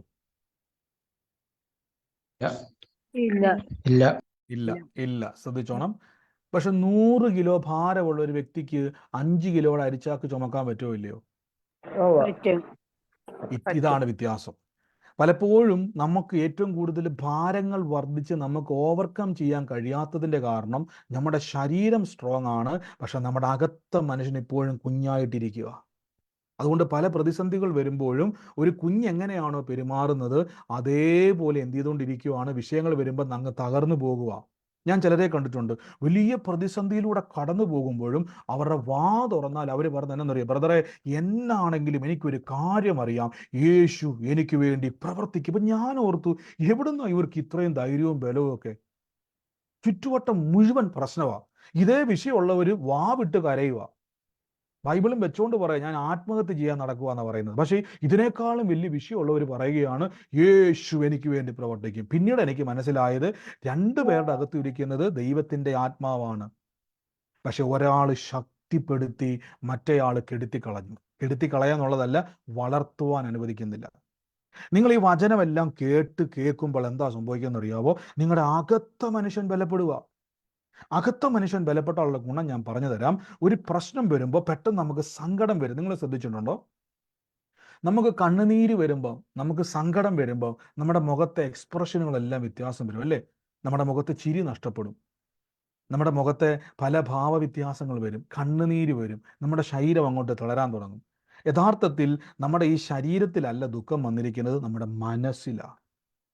നമ്മുടെ മനസ്സിൻ്റെ അകത്ത് ആ വേദന വന്നപ്പോൾ നമുക്ക് കണ്ണുനീരായിട്ടും ശരീരത്തിൻ്റെ അകത്ത് ക്ഷീണങ്ങളായിട്ടും വേദനകളായിട്ടും നൊമ്പരങ്ങളായിട്ടും അസ്വസ്ഥതയായിട്ടും കിടക്കുക. ഇങ്ങനെ കിടക്കുന്ന പെട്ടെന്നൊരു വിഷയം വരുന്ന സമയത്ത് നിങ്ങളുടെ അകത്തെ മനുഷ്യൻ സ്ട്രോങ് ആണെങ്കിൽ ആ വിഷമം അകത്തോട്ട് കയറുമ്പോൾ തന്നെ നിങ്ങളുടെ മനസ്സിലേക്ക് ഒരു ഇഞ്ചക്ഷൻ കൊടുക്കും. എന്നാ വലിയ പ്രശ്നം വന്നാലും യേശു ജീവിക്കുന്നത് കൊണ്ട് ഒരനർത്ഥവും എനിക്ക് വരത്തില്ല, ഞാൻ ഈ സകല വിഷയത്തിൻ്റെ മേലെ അത്ഭുതമായി തീരും. പക്ഷെ അകത്ത മനുഷ്യന് ബലമില്ലെങ്കിൽ എന്നാ സംഭവിക്കുന്നറിയാവോ? നിങ്ങളുടെ ശരീരവും നിങ്ങളുടെ ആത്മാവും നിങ്ങളുടെ മനസ്സും ഇവർ 3 പേരും ചേർന്ന് വാവിട്ട് കരഞ്ഞുകൊണ്ടിരിക്കും. നമ്മൾ ഇങ്ങനെ നിരാശയുടെ വാക്കുകൾ പറയും, നമ്മൾ തകർന്ന് തരിപ്പടമായിട്ട് പോകും, നമുക്കൊരിക്കലും കയറി വരാൻ കഴിയത്തില്ല. ഇവിടെ നാം എന്ത് ചെയ്യണം? ബലപ്പെടണം. ആമേൻ. ഞാൻ ചോദിച്ചോട്ടെ, ഈ ക്യാൻസറിൻ്റെ അവസാന ഘട്ടം കഴിഞ്ഞ ആളുകൾ, അവർക്കിനി മരുന്നില്ല, ചികിത്സയില്ല, ഡോക്ടർ തന്നെ പറയും ഇനി 3-2 മാസം നിങ്ങൾ ജീവിക്കത്തുള്ളൂ, ഇതിൽ കൂടുതൽ നിങ്ങൾ ജീവിക്കത്തില്ല, നിങ്ങൾ മരിക്കുമെന്ന് വിധി പറയുമ്പോൾ ഏതെങ്കിലും ഒരു ബ്രദറോ ഏതെങ്കിലും ഒരു സുവിശേഷം വന്നിട്ട് പറയും യേശുവിൽ വിശ്വസിച്ചാൽ നിങ്ങൾക്ക് സൗഖ്യം നടക്കും, അത്ഭുതം നടക്കും. അവരത് വിശ്വസിക്കുന്നു. യഥാർത്ഥത്തിൽ ഞാൻ ചോദിച്ചോട്ടെ, അവരുടെ ശരീരം ക്ഷീണിച്ചിരിക്കുന്നു. ഒരു ക്യാൻസർ രോഗി 4th സ്റ്റേജിലൊക്കെ നിൽക്കുന്ന സമയത്ത്, മരണത്തോട് അവസാനമായിട്ട് മല്ലി പിടിച്ചിരിക്കുന്ന സമയത്ത് ശരീരം ബലമില്ല, മനസ്സ് മൊത്തവും തകർന്ന് തരിപ്പടമായിട്ട് മരണത്തെ മുഖാമുഖം കണ്ടു നിൽക്കുന്നു. പിന്നെ ആരാണ് യേശുവിൻ്റെ വചനത്തെ സ്വീകരിച്ചത്? സത്യത്തിൽ വചനം ആർക്കേ സ്വീകരിക്കാൻ കഴിയത്തുള്ളൂ? ആന്തരിക മനസ്സിന്, അകത്തെ മനുഷ്യന്. അകത്ത മനുഷ്യൻ. ഈ പുള്ളിയിലോട്ട് ഈ വചനം അങ്ങോട്ട് ചെല്ലുമ്പോൾ ഈ പുള്ളി എന്ത് ചെയ്യുന്നു അറിയാവോ? നിങ്ങളുടെ ശരീരത്തിലേക്ക് ആ വചനത്തെ അങ്ങോട്ട് പകരും. നിങ്ങൾ ശ്രദ്ധിച്ചിട്ടുണ്ടോ? നമ്മൾ ചില പ്രശ്നങ്ങളിലേക്ക് വരുമ്പോൾ നിങ്ങളുടെ അകത്തിരുന്നുകൊണ്ട് ആരോ ഓർമ്മപ്പെടുത്തുന്ന പോലെ വചനങ്ങൾ പൊങ്ങി വരുന്ന അനുഭവം ആർക്കെങ്കിലും ഉണ്ടായിട്ടുണ്ടോ? പെട്ടെന്ന് ഏതൊക്കെയോ വചനങ്ങൾ ഓർത്തു വന്ന ആരെങ്കിലും ഉണ്ടോ? ഉണ്ട്. അങ്ങനെയെങ്കിൽ നിങ്ങളുടെ അകത്ത മനുഷ്യൻ എവിടെയൊക്കെയോ വളർന്നിട്ടുണ്ട്. ഇനി ഒരു പ്രശ്നം വരുമ്പോൾ എനിക്ക് ചത്താ മതി എന്ന് പറയുന്നുണ്ടെങ്കിൽ അകത്ത മനുഷ്യൻ ഇപ്പോഴും എന്ത് ചെയ്തേക്കുക? കുഞ്ഞായിട്ടിരിക്കുക. പക്ഷെ ഏതൊക്കെയോ സമയത്ത് ബ്രദറെ തകർന്നിരിക്കുമ്പോഴും മനസ്സും അടുത്തിരിക്കുമ്പോഴും വല്ലാത്തൊരവസ്ഥയിലൂടെ കടന്നു പോകുമ്പോൾ എൻ്റെ ഉള്ളിൻ്റെ ഉള്ളിൽ നിന്ന് ആരോ ഇങ്ങനെ പറയുകയാണ് യേശു ജീവിക്കുന്നു. ഏതൊക്കെയോ വചനങ്ങൾ പൊങ്ങി വരുവാണെങ്കിൽ ഉറപ്പിച്ചു, നിങ്ങളുടെ അകത്ത മനുഷ്യൻ എവിടെയൊക്കെയോ ബലപ്പെട്ടിട്ടുണ്ട്. ഈ പുള്ളി ഒന്ന് കൂടുതൽ ബലപ്പെടുത്തിയാൽ എന്ത് സംഭവിക്കുന്നു? അതുകൊണ്ടാണ് പല പ്രശ്നങ്ങളിലൂടെ കടന്നു പോകുന്നവർ ചെയ്യുന്ന കാര്യങ്ങളുണ്ട്. അവർ കൂടുതൽ സമയം പ്രാർത്ഥനയിൽ ഇൻവോൾവ് ചെയ്യുമ്പോൾ കുറേ കഴിയുമ്പോൾ കാണുന്നുണ്ട് അത്ഭുതം ഉണ്ടാകുന്നത്. അപ്പോൾ നിങ്ങൾക്ക് നിയമേ ഉടനെ നമ്മൾ എന്ത് ചെയ്യും? നാളെ മുതൽ പ്രാർത്ഥനയ്ക്ക് തീരുമാനിക്കും. അവിടെ എന്താ സംഭവിച്ചെന്ന് അറിയാവോ? ആ പ്രശ്നം വന്നപ്പോൾ അവർ കൂടുതൽ പ്രാർത്ഥിക്കാൻ തുടങ്ങി, കൂടുതൽ വചനം കേൾക്കാൻ തുടങ്ങി, കൂടുതൽ വചനം പറയാൻ തുടങ്ങി, കൂടുതൽ ദൈവത്തോട് ചേരാൻ തുടങ്ങിയപ്പോൾ അകത്ത മനുഷ്യൻ ബലപ്പെട്ടപ്പോൾ പിശാചി ചോദിച്ച ചോദ്യം ഇതാണ്, നീ ദൈവപുത്രനെങ്കിൽ ഈ കല്ല് നിനക്ക് അപ്പമാക്കാൻ പറ്റും. മനസ്സിലായോ? അകത്ത മനുഷ്യൻ സ്ട്രോങ് ആണെങ്കിൽ ഈ മുമ്പിൽ നിൽക്കുന്ന ഏത് പ്രശ്നത്തെയും വെട്ടിക്കീറി മുന്നോട്ട് പോകാൻ പറ്റും. ഇത് പിശാചിന് അറിയാം. നമ്മളെക്കാൾ അറിവുണ്ട് പിശാചിന്. ദൈവത്തിൽ നിന്ന് വന്ന നമ്മുടെ അകത്ത മനുഷ്യനൊന്ന് സ്ട്രോങ് ആയി. അതുകൊണ്ടാണ് പൗലോസ് ലീഗ പറഞ്ഞേക്കുന്നത്, എഫേസ്യ ലേഖനത്തിൽ പറയുകയാണ്, ഇവിടെ ഈ വചനം ശ്രദ്ധിച്ചോണം, അകത്ത മനുഷ്യനെ സംബന്ധിച്ച് ശക്തിയോടെ ബലപ്പെടേണ്ടതിന്. മനസ്സിലായോ? ബലപ്പെടണം. പലപ്പോഴും എന്താ സംഭവിക്കുന്നത് അറിയാവോ? നമ്മൾ ഈ ഒരു സന്ദർഭത്തിൽ നമ്മൾ തളർന്നു പോകുമ്പം അതുകൊണ്ടാണ് നിങ്ങളോട് ഞാൻ പലപ്പോഴും ചിലർ പറയും, ചിലർ കണ്ടിട്ടുണ്ട് പരീക്ഷയുടെ സമയമാകുമ്പോൾ മാത്രം പ്രാർത്ഥിക്കാൻ വരുന്നവർ എനിക്കറിയാം. പിന്നീട് ഒരു പ്രാർത്ഥനയൊന്നുമില്ല. പരീക്ഷ കഴിയുമ്പോഴേക്കും അവരെന്ത് ചെയ്യും? പിന്നെ അതെല്ലാം മറക്കും. അടുത്ത പരീക്ഷ റിസൾട്ട് വരുന്ന സമയത്ത് പിന്നെ ഭയങ്കര പ്രാർത്ഥനയൊക്കെയാണ്. അത് കഴിഞ്ഞാൽ പിന്നെ എല്ലാ പ്രാർത്ഥനയും പോകും. അങ്ങനെയുള്ളവരെ സംഭവിക്കുന്നത് അവരുടെ അകത്ത മനുഷ്യൻ ആക്റ്റീവ് ആകത്തില്ല. പ്രശ്നങ്ങൾ വരുമ്പോൾ പെട്ടെന്ന് അവർ തകർന്നു പോകും, തരിപ്പടമായി പോകും. അവർക്കൊരിക്കലും കയറി വരാൻ കഴിയത്തില്ല. ഞാൻ ഉദാഹരണമായിട്ടാണ് പരീക്ഷ മാത്രം പറഞ്ഞിരിക്കുന്നത്. എല്ലാ ദിവസവും വചനം കേൾക്കുകയും പ്രാർത്ഥിക്കുകയും യേശുവിൽ വിശ്വസിക്കുകയും ചെയ്യുന്ന വ്യക്തിയുടെ അകത്ത മനുഷ്യന് സ്ട്രോങ് ആവും. എങ്ങനെ അറിയാൻ പറ്റുമെന്നറിയാവോ? പ്രതിസന്ധികൾ വരുമ്പോൾ നിങ്ങൾ പോലും അറിയാതെ നിങ്ങളുടെ ശരീരത്തെ അകത്ത മനുഷ്യൻ ബലപ്പെടുത്തും. പ്രശ്നങ്ങൾ വരുമ്പോൾ അകത്ത മനുഷ്യൻ നിങ്ങളെ ബലപ്പെടുത്തും. കാര്യം പരിശുദ്ധ ആത്മാവ് കണക്ട് ചെയ്തിരിക്കുന്നത് അകത്ത മനുഷ്യനിലാണ്. ആമേൻ. കർത്താവ് അനുഗ്രഹിക്കട്ടെ. നമ്മുടെ ഇപ്പം എനിക്കൊന്ന് സൂമിൽ ഇപ്പോൾ 100 പേരോളം കൂടുന്നുണ്ട്. എനിക്കൊന്ന് 100 ആണ് നമ്മുടെ സൂമിൻ്റെ കപ്പാസിറ്റി. അതിന് ഇനി കൂടുതൽ ആൾക്കാർ ജോയിൻ ചെയ്യാൻ നിങ്ങൾക്ക് ലിങ്കിൽ കയറാൻ ചിലപ്പോൾ പറ്റത്തില്ലായിരിക്കും. 100 കഴിഞ്ഞതുകൊണ്ട് ലിങ്കിൽ ക്ലിക്ക് ചെയ്താൽ വരത്തില്ലെങ്കിൽ നിങ്ങൾ ഫേസ്ബുക്കിലോട്ട് ഇതുപോലെ നമുക്ക് അടുത്ത ദിവസം പോലെ അത് കവർ ചെയ്യാം. ഞാനത് ഇതിൻ്റെ കപ്പാസിറ്റി ഇപ്പം 100 ആണ്. അപ്പോൾ ഓർത്തോണം, നമ്മൾ അതുകൊണ്ടാണ് ഞാൻ പറഞ്ഞത് അത് വർദ്ധിക്കും. അതുകൊണ്ട് ഇനി കയറാൻ ചിലപ്പോൾ പറ്റത്തില്ലായിരിക്കും. പുതിയതായിട്ട് ആൾക്കാർ ലിങ്ക് ക്ലിക്ക് ചെയ്തിട്ട് വരുന്നില്ലെങ്കിൽ അത് കംപ്ലീറ്റ് ആയതുകൊണ്ടാണ്, 100 ആയതുകൊണ്ടാണ് കയറാൻ പറ്റാത്തത്. അപ്പോൾ ഇവിടെ ശ്രദ്ധിച്ചോണം, എനിക്കിതെങ്ങനെ മനസ്സിലായെന്നറിയോ? ഞാൻ എൻ്റെ ജീവിതത്തിൽ ഞാൻ യേശുവിലേക്ക് വരുന്ന സമയത്ത്, ഞാൻ തകർന്ന് തരിപ്പടമായിരിക്കുന്ന സമയത്താണ് ഞാൻ യേശുവിലേക്ക് വരുന്നത്. എൻ്റെ ഉള്ളിൽ അതുവരെ കിട്ടാത്തൊരു സമാധാനം എൻ്റെ ഉള്ളിൽ വരാൻ തുടങ്ങി. ഞാൻ അതുവരെ പലരുടെ അടുക്കലേക്ക് ചെല്ലുമ്പോൾ അവരുടെ ജീവിതവുമായിട്ട് ബന്ധപ്പെട്ട പല കാര്യങ്ങളും എനിക്ക് കാണാൻ പറ്റുമോ? അപ്പം ഞാൻ അവരോട് ചോദിക്കും, സഹോദരൻ എനിക്കറിയത്തില്ല, നിങ്ങളുടെ ലൈഫിൽ ഇങ്ങനെ എന്തെങ്കിലും ഉണ്ടോ? അങ്ങനെ അവർ പറയും, അയ്യോ അത് എൻ്റെ ലൈഫുമായിട്ട് ബന്ധപ്പെട്ട ചില കാര്യങ്ങളാണ്. ഒരു രോഗിയെ കാണുമ്പോൾ അവർക്ക് വേണ്ടി പ്രാർത്ഥിക്കാൻ ഒരു നിർബന്ധം ഉണ്ടാവുക. അങ്ങനെ പല കാര്യങ്ങൾ എന്നിൽ സംഭവിക്കുമ്പോൾ ഞാൻ ഓർത്ത് ഇത് നാച്ചുറലായിട്ടല്ലോ സംഭവിക്കുന്നത്. എനിക്കന്ന് മനസ്സിലായില്ല. പിന്നെ എനിക്ക് മനസ്സിലായത്, നമ്മുടെ ഉള്ളിലേക്ക് യേശു വരുമ്പോൾ നമ്മുടെ അകത്തെ കെട്ടുപോയ ദീപം പ്രകാശമാക്കും. എന്നാൽ ഈ ഒരു തീയെ നമ്മൾ കൂടുതൽ ആളി കത്തിക്കുമ്പോൾ, അതാണ് അകത്ത മനുഷ്യനെ ബലപ്പെടുത്തുമ്പോൾ, നിങ്ങളുടെ മുമ്പിൽ ഇപ്പോൾ നിങ്ങൾ ചിലപ്പോൾ കരയുന്ന പല വിഷയമുണ്ടല്ലോ, നിങ്ങളുടെ അകത്ത മനുഷ്യൻ ബലപ്പെട്ടാൽ ഗുണം ഞാൻ പറഞ്ഞു തരാം, നിങ്ങൾ കരയത്തില്ല. ഇപ്പോൾ നിങ്ങൾ പറയും, എൻ്റെ ബ്രദറെ എനിക്ക് വേണ്ടി ഒന്ന് പ്രാർത്ഥിച്ച്, ഞാൻ ഇപ്പോൾ ചത്തുപോയി എന്ന് പറഞ്ഞ് പ്രാർത്ഥിക്കുന്ന പല വിഷയങ്ങളുണ്ടല്ലോ. അകത്ത മനുഷ്യൻ ബലപ്പെട്ട, ഇനി ബ്രദർ എനിക്ക് വേണ്ടി പ്രാർത്ഥിച്ചില്ലേലും എനിക്കൊരു കാര്യം ഉറപ്പാ, യേശു എനിക്ക് വേണ്ടി പ്രവർത്തിക്കും. ഇവിടുന്ന് ഈ ധൈര്യം കിട്ടിയത്, എവിടുന്ന് ധൈര്യം കിട്ടിയെന്ന് അറിയാമോ? ആ അകത്ത മനുഷ്യൻ സ്ട്രോങ് ആയി. അപ്പം ഞാനിത് പറഞ്ഞുകൊണ്ടിരിക്കുമ്പോൾ നിങ്ങൾ എന്തിക്കും, ബ്രദർ ഇങ്ങനെ ഒരു സംഭവമൊക്കെ ഉള്ളതാണോ? ഉള്ളതാണേ. മരണ വീട്ടിൽ പോയാൽ മതി. അത്രയും നേരം പത്രം വായിച്ചുകൊണ്ട് ചിരിച്ചുകൊണ്ടിരുന്ന മനുഷ്യൻ മരിച്ചുപോയി, ആ വ്യക്തി നമ്മളെ വിട്ട് പോയെന്ന് പറയുമ്പോൾ നിങ്ങൾ ഓടി ചെല്ലുമ്പോൾ ആ വ്യക്തി അവിടെ കിടപ്പുണ്ട് പെട്ടിക്കകത്ത്. മൊബൈൽ മോർച്ചറിക്കകത്ത് നല്ല ഒന്നാന്തരമായിട്ട് കിടക്കുക. അപ്പോൾ ഒരു ചോദ്യം, പോയ ആളെങ്ങനെ കിടക്കുന്നത്? അപ്പം അവർ പറയും, അയാളുടെ അകത്തിരിക്കുന്ന ഒരു വ്യക്തിത്വം. ഇത് എവിടുന്ന് വന്നതെന്നറിയാവോ? ഭൂമിയിൽ നിന്ന് വന്നതല്ല, ഇത് ദൈവത്തിൽ നിന്ന് വന്നതാ. ഈ വ്യക്തിത്വത്തിന് വേണ്ട, നിങ്ങളുടെ അകത്തിരിപ്പുണ്ട് ഇയാള്. ഈ വ്യക്തിത്വത്തെ ഒന്ന് ബലപ്പെടുത്തിയാൽ, ഇത് പിശാചിന് ഈ മർമ്മം അറിയാവുന്നത് കൊണ്ടാണ് ഈ വന്ന് ചോദിക്കുകയാണ് ഇവൻ. യേശു ക്ഷീണിച്ചിരിക്കുന്ന കണ്ടപ്പം പിശാചിന് മനസ്സിലായി, ദൈവത്തിൻ്റെ പുത്രനാണെങ്കിൽ ഈ ക്ഷീണത്തെ ഇവൻ ഓവർകം ചെയ്യും. എൻ്റെ കൂടെ പറഞ്ഞ്, ക്ഷീണങ്ങളെ ഓവർകം ചെയ്യുവാൻ അല്ലെങ്കിൽ ജയിക്കുവാൻ ദൈവത്തിൻ്റെ പുത്രന്മാർ കഴിയുമെന്ന് പറ. ക്ഷീണത്തെ ഓവർകം ചെയ്യുവാൻ ദൈവത്തിന്റെ പുത്രന്മാർക്ക് ഈ ഒരു കാര്യത്തിൽ പിശാചിനെ എനിക്ക് ഭയങ്കര ഇഷ്ടം. ഈ ഒരു കാര്യത്തിൽ മാത്രം. കാര്യം നമ്മളെക്കാൾ ഭയങ്കര ഉറപ്പാ നമ്മുടെ അകത്ത മനുഷ്യനെയും ദൈവത്തെ പറ്റി പുള്ളിക്കുള്ളത്. കാരണം യേശു 40 ദിവസമായിട്ട് മരുഭൂമിയിലാന്ന് ഓർത്തോണം. 40 ദിവസമായിട്ട് രാവും പകലും ഒരാഹാരവും കഴിക്കാതെ ഉപവാസത്തിലാണ്. അപ്പൊ ശരീരത്തിൽ എന്തുണ്ടാവും? 40 ദിവസം ആഹാരം വെള്ളവും ഒന്നും കഴിക്കാതെ വരുമ്പോൾ ഉപവസിക്കുമ്പോൾ അവിടെ ക്ഷീണം ഉണ്ടാവും. അപ്പം പിശാചിന് മനസ്സിലായി, മനുഷ്യനാണെങ്കിൽ ആ മരുഭൂമിയിൽ കടന്ന് തീരും. ഇതാരോടൊക്കെയോ പരിശുദ്ധാത്മാവ് ഇടപെടുക കേട്ടോ.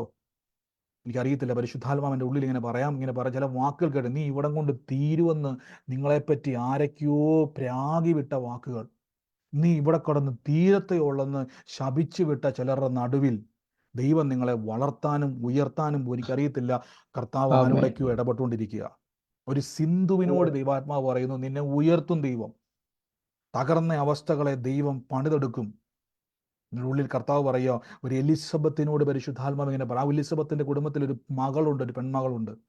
ആ കുടുംബത്തിൽ നോക്കിയിട്ട് പരിശുദ്ധാത്മാവ് ഇങ്ങനെ പറയാൻ പറഞ്ഞു, അവളുടെ ഭാവിയെ ദൈവം തൊടാൻ പോവുക. അവളെ ഓർത്ത് നിരാശപ്പെട്ട് കരയുക.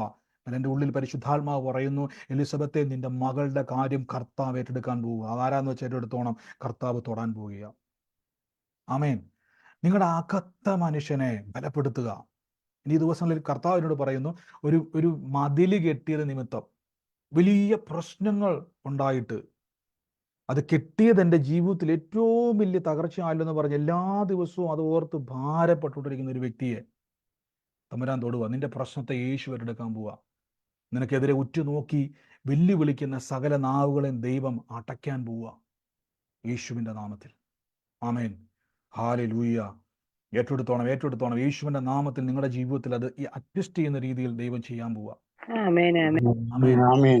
ഹല്ലേലൂയ. ആമേൻ ആമേൻ ദൈവത്തിന്റെ ആമേൻ ആമേൻ പരിശുദ്ധാത്മാവിന്റെ വലിയൊരു ഫ്ലോ ഉണ്ട് ഇതിന്റെ അകത്ത്. ആമേൻ രോഗികളാണ്, ആമേൻ ഭാരപ്പെട്ടവരാണ്, വേഗത്തിൽ കൈവച്ചു. അത്ഭുത സൗഖ്യങ്ങൾ നടന്നുകൊണ്ടിരിക്കുക. സ്തോത്രം അത്ഭുതങ്ങൾ നടന്നുകൊണ്ടിരിക്കുക. സ്തോത്രം സ്തോത്രം യേശുവിന്റെ നാമത്തിൽ, യേശുവിന്റെ നാമത്തിൽ, യേശുവിന്റെ നാമത്തിൽ. സ്തോത്രം. Thank you holy spirit, thank you holy spirit, thank you holy spirit. യേശുവേ യേശുവേ ആരാധന, യേശുവേ ആരാധന, യേശുവേ ആരാധന. സ്തോത്രം സ്തോത്രം. ഞാനൊരു വീട് കർത്താവ് എന്നെ കാണിക്കുക.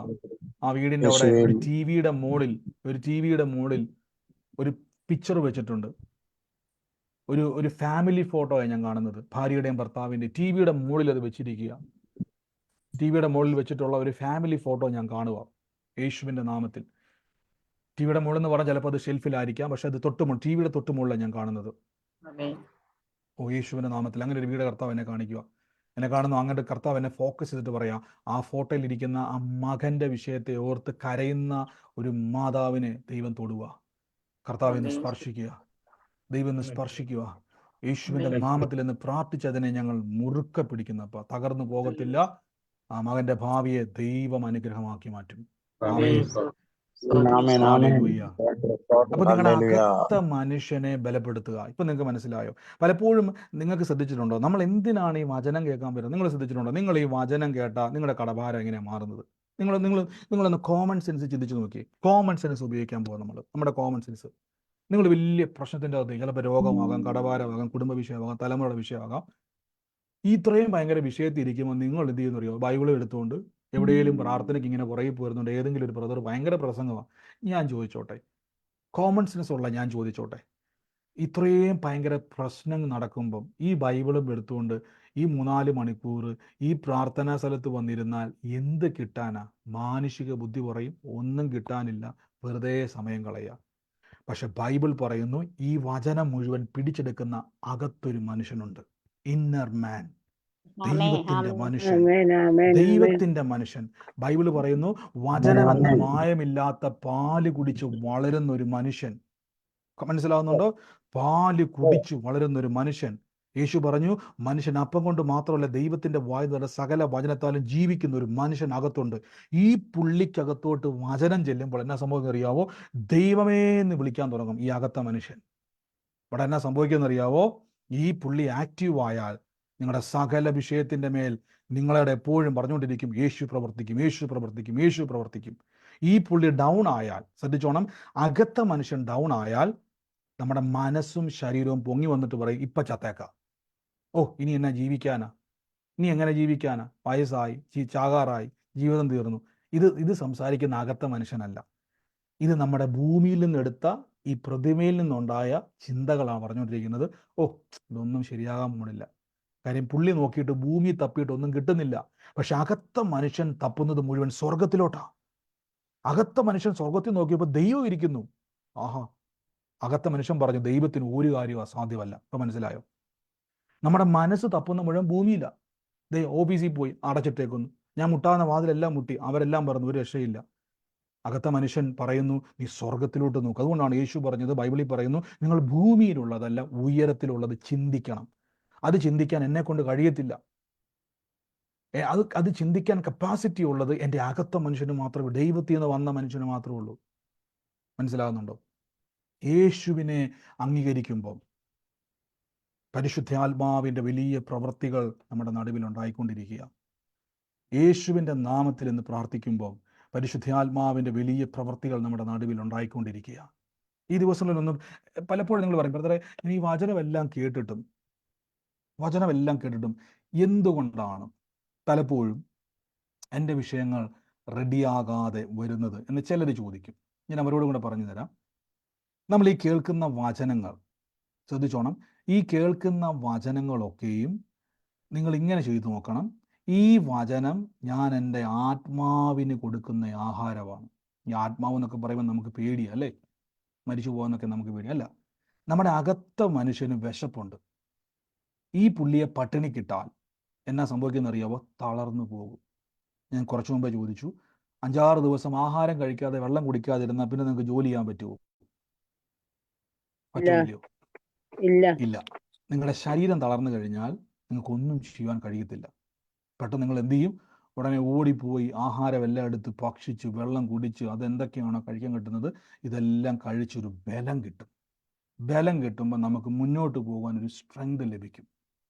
ഇതേപോലെ തന്നെ അകത്ത മനുഷ്യനോട് എപ്പോഴും ശ്രദ്ധിച്ചോണം. നിങ്ങൾ എന്താണോ, ഏത് സിറ്റുവേഷനിലാണോ ഭാരപ്പെടുന്നത്, ആ വിഷയത്തെ നിങ്ങൾ യേശുവിൻ്റെ സന്നിധിയിൽ വെച്ചിരിക്കുക അല്ലേ. എന്നാൽ ആ വിഷയത്തെ നോക്കിയിട്ട് നിങ്ങൾ പറയാൻ തുടങ്ങണം. വചനങ്ങൾ വിളിച്ചു പറയാൻ തുടങ്ങണം. ഈ പുള്ളിയെ ഒന്ന് ആളിക്കത്തിച്ചാൽ, അകത്ത മനുഷ്യനെ ഒന്ന് ആളിക്കത്തിച്ചാൽ നിങ്ങൾക്ക് എന്ത് സംഭവിക്കുമെന്ന് അറിയാവോ? ഞാൻ അതുകൊണ്ടാണ് പറഞ്ഞത്, ഒത്തിരി കഴിവുകൾ അകത്ത മനുഷ്യനുണ്ട്. ഇപ്പം നിങ്ങൾക്ക് ചില പടത്തില്ല, അവന് ഭയങ്കര കഴിവുണ്ട്. പടം വരയ്ക്കാൻ പറ്റും, ഓടാൻ പറ്റും, ചാടാൻ പറ്റും, അത് ചെയ്യാൻ പറ്റും, ഇത് ചെയ്യാൻ പറ്റും. ഒത്തിരി കഴിവുകളുള്ള മനുഷ്യന്മാരുണ്ട്. ഇതേപോലെ നിങ്ങളുടെ അകത്ത മനുഷ്യന് ഒത്തിരി കഴിവുണ്ട്. അതെന്താന്ന് വെച്ച് കഴിഞ്ഞാൽ ദൈവത്തിലുള്ളത് മുഴുവനും പകരപ്പെട്ടിരിക്കുന്നത് ഈ മനുഷ്യനിലോട്ടാണ്. ഞാൻ ആദ്യം പറഞ്ഞതുപോലെ ഇതുകൊണ്ടാണ് പിശാചു വന്നിട്ട് പറഞ്ഞത്, നീ ദൈവപുത്രനെങ്കിൽ നിങ്ങൾ ആ വാക്യം ഒന്ന് എൻ്റെ കൂടെ വായിക്കാൻ പറ്റുമോ? 3-ാം വാക്യം ഒന്ന് വായിക്കാൻ പറ്റുമോ? ഈ 3-ാം വാക്യം ഒന്ന് വായിച്ച്. 3-ാം വാക്യം ഒന്ന് വായിച്ച്.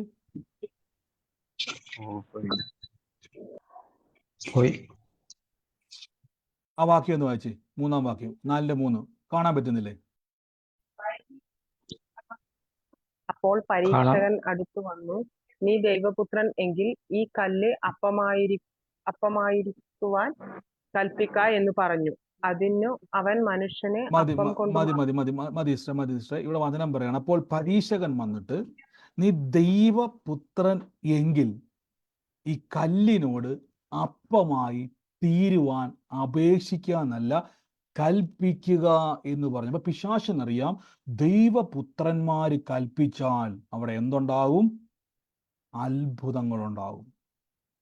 ശ്രദ്ധിച്ചോണം. ഇത് പിശാചിന് നല്ല പോലെ അറിയാവുന്നതുകൊണ്ടാ പുള്ളി പരീക്ഷിക്കാൻ വന്നത്. എന്താണ് ഈ പരീക്ഷ? ടെസ്റ്റ് ചെയ്യാൻ വന്നതാ. ഒറിജിനൽ ആണോ ഡ്യൂപ്ലിക്കേറ്റ് ആണോ? ഇപ്പൊ മനസ്സിലായോ? ഒറിജിനൽ ആണെങ്കിൽ പിശാച് പറയുകയാണ്, ഒറിജിനൽ ആണെങ്കിൽ ഈ കല്ല് അപ്പമായി തീരും. ഞാൻ നിങ്ങളോട് പറയുന്നു, നിങ്ങളുടെ അകത്ത മനുഷ്യൻ ബലപ്പെട്ടാൽ യേശുവിന്റെ നാമം പറയുമ്പോൾ അവിടെ ദൈവപ്രവൃത്തി ഉണ്ടായിരിക്കും. ഇവിടെ ഞാൻ ഒറിജിനൽ ആണോ ഡ്യൂപ്ലിക്കേറ്റ് ആണോ എന്ന് അറിയാൻ എന്താ മാർഗം എന്നറിയാവോ? വചനം കേൾക്കുവാൻ ഒരു ആഗ്രഹം ഉണ്ടാകുന്നുണ്ടെങ്കിൽ ഒറിജിനലാ. മനസ്സിലായോ? വചനം കേൾക്കാൻ അതുകൊണ്ടാണ് യേശു പറഞ്ഞ വാക്ക് ചോദിച്ചു നോക്കിയേ, മനുഷ്യനെ അപ്പം കൊണ്ട് മാത്രമല്ല ദൈവത്തിന്റെ വായിന്ന് വരുന്ന സകല വചനത്താലും. ഞാൻ പലരെയും കണ്ടിട്ടുണ്ട്. അകത്ത മനുഷ്യൻ കത്താത്തവരെ പറ്റി ഞാൻ പറഞ്ഞുതരാം. പ്രാർത്ഥനയ്ക്ക് കയറി വചനം കേൾക്കുന്നു പറഞ്ഞാൽ, ഓ ബ്രദർ എനിക്ക് വേണ്ടി ഒന്ന് പ്രാർത്ഥിച്ചാൽ മതി, എനിക്ക് സമയമില്ല. അതിൻ്റെ അർത്ഥം അകത്ത മനുഷ്യൻ കത്തിയിട്ടില്ല, അവൻ ആഗ്രഹം വരുന്നില്ല. എന്നാൽ ചിലരുണ്ട്, ബ്രദറെ ഞാൻ പ്രാർത്ഥനയ്ക്ക് കയറാം, ഞാൻ വചനം കേൾക്കാം. വചനം കേട്ട് കഴിയുമ്പോൾ ഞാൻ ചോദിച്ചോട്ടെ, ഒരു ദിവസം വചനം കേൾക്കാൻ വേണ്ടി വന്നാരാ? കുറേ നാളായിട്ട് കേൾക്കുന്ന ആരെങ്കിലും ഉണ്ടോ ഇതിനകത്ത്? ഞാൻ 1-2 ദിവസം കേട്ടിട്ട് ഇറങ്ങാൻ വേണ്ടി ഇരുന്ന ഇപ്പൊ ഇറങ്ങാൻ പറ്റാത്തവരാരെങ്കിലും ഉണ്ടോ? ഇരുന്നു അങ്ങനെ ആരെങ്കിലും ഉണ്ടോ? ജസ്റ്റ് ഒന്ന് പ്രാർത്ഥിക്കാൻ വേണ്ടി വന്നതാണ്, ഇതിനകത്ത് ഇറങ്ങാൻ പറ്റുന്നില്ല ബ്രദറെ എന്ന് പറയുന്ന ആരെങ്കിലും ഉണ്ടോ?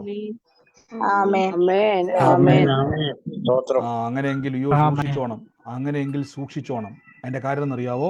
നിങ്ങളുടെ അകത്ത മനുഷ്യനൊരു ദാഹം തുടങ്ങി, വിശപ്പ് വർദ്ധിക്കാൻ തുടങ്ങി. കൂടുതൽ കൂട്ടായ്മ വേണമെന്നും കൂടുതൽ വചനം കേൾക്കണമെന്നും കൂടുതൽ പ്രാർത്ഥിക്കണമെന്നും. ശരീരത്തിൽ ക്ഷീണങ്ങൾ വരുമായിരിക്കും, മനസ്സിൽ ദുഃഖങ്ങൾ വന്നേക്കാം, പക്ഷെ വീണ്ടും ഒരു ആഗ്രഹം ഉണ്ടാവുക. നമ്മൾ പറയുന്ന ഒരു വാക്ക് ഉപയോഗിക്കുകയാണ്, ഒരു ആർത്തി ഉണ്ടാകുന്നുണ്ടോ? വചനം കേൾക്കാൻ ഒരു ആർത്തി. ഞാൻ ആ വാക്ക് ഉപയോഗിക്കുന്നത് ശരിയോ തന്നെ എനിക്ക് അറിയത്തില്ല. ഒരു ആർത്തി ഉണ്ടാകുന്നുണ്ടോ? ആർത്തി എന്ന് പറഞ്ഞാൽ ആഗ്രഹത്തെക്കാൾ അപ്പുറം നിൽക്കുന്ന ഒരു സംഭവം ആർത്തി എന്നൊക്കെ പറയുന്നത്. കൂടുതൽ ഉണ്ടാകുന്നുണ്ടോ? എന്നാ ഉറപ്പിച്ചു, ഈ പുള്ളി ആഗ്രഹിക്കുക, ഒന്ന് ബലപ്പെട്ടിട്ട് ഈ അവസ്ഥയൊക്കെ ഒന്ന് മാറ്റണമെന്ന് ആഗ്രഹിക്കുക. മനസ്സിലാവുന്നുണ്ടോ? അകത്ത മനുഷ്യൻ എന്തോ തീരുമാനിച്ചിട്ടുണ്ട്. അകത്ത മനുഷ്യൻ എന്തോ, അതുകൊണ്ടാണ് ഈ ആർത്തി നമുക്കുണ്ടാകുന്നത്. വചനം കേൾക്കാൻ ഭയങ്കര ആഗ്രഹം വർദ്ധിക്കുന്നുണ്ടെങ്കിൽ ഉറപ്പിച്ചു, അകത്ത മനുഷ്യന് എന്തോ ഒരു തീക്ഷ്ണത ഉണ്ടായി, എനിക്കൊന്ന് വളർക്കണം, എനിക്കൊന്ന് ശക്തി പ്രാപിക്കണം. എന്തിനാണെന്നറിയാവോ? ഈ സകല വിഷയത്തെ ഒന്ന് ഉടച്ചു മാറ്റാൻ. ആമേൻ. ആമേൻ ആമേൻ ഹാലേ. ഇതാണ് പൗലോസ്ലീഹ പറയുന്നത്, നിങ്ങൾ അകത്ത മനുഷ്യനെ ശക്തിപ്പെടുത്തണം. ശക്തിപ്പെടുത്തണം. ഇപ്പൊ മനസ്സിലായോ? ശക്തിപ്പെടുത്തണം. എനിക്കറിയത്തില്ല പരിശുദ്ധാത്മാവ് ഇന്ന് ആരോടൊക്കെയാ പറയുക, യേശുവിന്റെ നാമത്തിൽ ഒന്ന് ശക്തിപ്പെട്ടേ. കുടുംബത്തിനകത്ത് ഒന്നിന് പുറകെ ഓരോ ആമേൻ. വിഷയങ്ങൾ കൊണ്ടുവന്നിട്ടിട്ട് ഇങ്ങനൊരു വാക്ക് ഞാൻ കേൾക്കുവാണ്, ഇങ്ങനൊരു വാക്ക് ഞാൻ കേൾക്കുവാണ്, നമുക്ക് ഇവിടം വെച്ച് അങ്ങ് എല്ലാം നിർത്തിയേക്കാന്ന് ഭാര്യയും ഭർത്താവും തമ്മിൽ സംസാരിച്ച് എപ്പോഴും അത് പറഞ്ഞ് അങ്ങോട്ടും ഇങ്ങോട്ടും വഴക്കുണ്ടാകുന്ന ചില കുടുംബത്തിന്റെ മേൽ ഐക്യത വെളിപ്പെടാൻ പോവുക. നിങ്ങളെ കലക്കുന്ന ദുരാത്മാക്കൾ വിട്ടുപോകാൻ പോവുക. ആമേൻ ആമേൻ. ആമേൻ ആമേൻ ആമേൻ ഇവിടെ ശ്രദ്ധിച്ചോണം. Amen. പരീക്ഷകനായ പിശാച് വന്നിട്ട് പറയുക, അപ്പൊ പിശാചിന് മനസ്സിലായി ദൈവത്തിന്റെ പുത്രന്മാർക്ക് കൽപ്പിക്കാൻ കപ്പാസിറ്റി ഉണ്ട്, ഒരു വസ്തുവിന് രൂപം മാറ്റാൻ കപ്പാസിറ്റി ഉണ്ട്. ദൈവത്തിലുള്ള മക്കളെ പറ്റി ഞാൻ പറഞ്ഞേക്കാം, നിങ്ങൾക്ക് കപ്പാസിറ്റി ഉണ്ട്. ഇല്ലാത്തതിനെ ഉള്ളതുപോലെ വിളിച്ചു വരുത്തുവാൻ ദൈവത്തിന്റെ കപ്പാസിറ്റി പരിശുദ്ധാത്മാവിൽ നിങ്ങൾക്ക് ലഭിച്ചിട്ടുണ്ട്. ഇതുകൊണ്ടാണ് പരിശുദ്ധാത്മാവ് എപ്പോഴും പറയുന്നത്, നീ ദൈവത്തിന്റെ പുത്രനാ, ദൈവത്തിന്റെ പുത്രനാ, ദൈവത്തിന്റെ പുത്രനാ, നമ്മളോട് എന്ത് ചെയ്തുകൊണ്ടിരിക്കുക, പറഞ്ഞുകൊണ്ടിരിക്കുക. പക്ഷെ പിശാച് വന്നിട്ട് നമ്മളെ പഠിപ്പിക്കുകയാണ്, ഓ നീ ഇന്നയാളുടെ മോളല്ലേ, നീ ആ ബ്രദർ എടുത്ത് പ്രാർത്ഥിക്കാൻ പോ, ഈ ബ്രദർ എടുത്ത് പ്രാർത്ഥിക്കാൻ പോ, അവിടെ ചെല്ല് ഇവിടെ ചെല്ല്, കറങ്ങിക്കൊണ്ടിരിക്കുക, അവിടെ നിൽക്ക്, എന്നിട്ട് തിരിച്ചറിയേ, വചനം അങ്ങോട്ട് ഭക്ഷിച്ചിട്ട് പറ, ഞാൻ പറഞ്ഞാലും അത്ഭുതം ഉണ്ടാകും. എൻ്റെ കൂടെ പറ, യേശുവിന്റെ നാമത്തിൽ ഞാൻ പ്രാർത്ഥിച്ചാലും അത്ഭുതം ഉണ്ടാകും എന്ന് പറ. യേശുവിന്റെ നാമത്തിൽ യേശുവിന്റെ ഞാൻ നാമത്തിൽ ഞാൻ പ്രാർത്ഥിച്ചാലും പ്രാർത്ഥിച്ചാലും അത്ഭുതം അത്ഭുതം ഉണ്ടാകും. ഉണ്ടാകും. ആമേൻ. ഞാൻ എൻ്റെ ജീവിതത്തിൽ ചില സാഹചര്യം വന്ന സമയത്ത് എനിക്കറിയാവുന്ന പല ബ്രദർമാരെയും ഞാൻ വിളിച്ചിട്ടുണ്ട്. നിങ്ങൾക്കറിയാവോ, എനിക്കറിയാവുന്ന സകല പ്രവാചകന്മാരായ ബ്രദർമാരെ വിളിച്ചിട്ട് ഇവർക്കൊന്നും ഒരു മറുപടിയില്ല. പലരും ഫോൺ പോലും എടുക്കുന്നില്ല, പലരും അവോയ്ഡ് ചെയ്യുന്നത് പോലെ എനിക്ക് തോന്നിപ്പോയി. ഞാൻ വളരെ സങ്കടപ്പെട്ടൊരു സമയം ഉണ്ടായിരുന്നു. ഞാൻ ഓർത്ത്, കർത്താവ് ഇവരെന്തുകൊണ്ടാണ്, അപ്പൊ എനിക്ക് ദേഷ്യം വന്നു, ഇതൊക്കെ എന്നാ പ്രാർത്ഥനക്കാരാ. ഞാൻ പറയാൻ തുടങ്ങി, നിങ്ങൾ ചിലപ്പോൾ എന്നെ പറ്റി പറഞ്ഞ അങ്ങനെയൊക്കെ ആയിരിക്കും അല്ലേ, എന്തൊരു പ്രാർത്ഥനക്കാരനാ, വിളിച്ചിട്ട് പോലും എടുക്കുന്നില്ല, അങ്ങനെ ഇങ്ങനെ. എനിക്ക് സങ്കടം തോന്നി. പക്ഷെ അന്ന് എനിക്കൊരു കാര്യം മനസ്സിലായി, ഇവരാരും ഫോൺ എടുക്കാതെ, ഇവരാരും മറുപടി തരാതിരുന്നപ്പോൾ ഞാൻ പ്രാർത്ഥിക്കാൻ ഇരിക്കാൻ തുടങ്ങി. ഞാൻ ഒറ്റയ്ക്ക് വചനം ഞാൻ എൻ്റെ വൈഫും കുടുംബമായിട്ട് പറയാൻ തുടങ്ങി, വചനം പ്രഖ്യാപിക്കാൻ തുടങ്ങി. അന്ന് എനിക്കൊരു കാര്യം മനസ്സിലായി, ദൈവപ്രവൃത്തി വെളിപ്പെട്ടപ്പോൾ ദൈവം തന്നെയാണ് ചിലതിനെ അടച്ചത്. അവർ ചിലപ്പോൾ ഫോൺ എടുത്ത് എനിക്ക് വേണ്ടി ഒന്ന് പ്രാർത്ഥിച്ചിരുന്നെങ്കിൽ ഞാൻ നാളെ മുതൽ എല്ലാ ദിവസവും അവരെ വിളിച്ചുകൊണ്ടിരിക്കും. പക്ഷെ കർത്താവിന്റെ ആഗ്രഹം ഞാൻ മകനെ പോലെ പെരുമാറാനാ, ഈ കല്ലുകളെ അപ്പമാക്കാനാ, ഈ പ്രതിസന്ധികളെ മറികടക്കാനാ, ഈ സകല വിഷയത്തെ ജയാളിയായി മാറാനാണ് യേശു ആഗ്രഹിക്കുന്നത്. ആമേൻ. ഇതുകൊണ്ടാണ് പരീക്ഷകൻ വന്നിട്ട് പറഞ്ഞത്, നീ ദൈവപുത്രനാണെങ്കിൽ ഈ കിടക്കുന്ന കല്ലുണ്ടല്ലോ ഇതിന് രൂപം മാറിയിരിക്കും. ഞാൻ ഉറപ്പിച്ചു പറയുന്നു, നിങ്ങൾ ദൈവത്തിന്റെ മക്കളാണ്. നിങ്ങളുടെ സകല വിഷയത്തെയും തള്ളി പുറത്താക്കി അത്ഭുതം കാണാനുള്ള കപ്പാസിറ്റി നിങ്ങളുടെ അകത്ത് ദൈവം വെച്ചിട്ടുണ്ട്. ആമേൻ. പക്ഷെ പലപ്പോഴും സംഭവിക്കുന്നത്, നമ്മുടെ അകത്ത മനുഷ്യൻ ക്ഷയിച്ചിരിക്കുക. ഇതുവരെ ഞാൻ പാടുന്നുണ്ട്, പ്രാർത്ഥിക്കുന്നുണ്ട്, വചനം കേൾക്കുന്നുണ്ട്. ഞാൻ ചോദിച്ചോട്ടെ, നിങ്ങളുടെ ശരീരത്തിൽ 3 നേരം ആഹാരം കഴിക്കുന്ന ആരെങ്കിലും ഉണ്ടോ?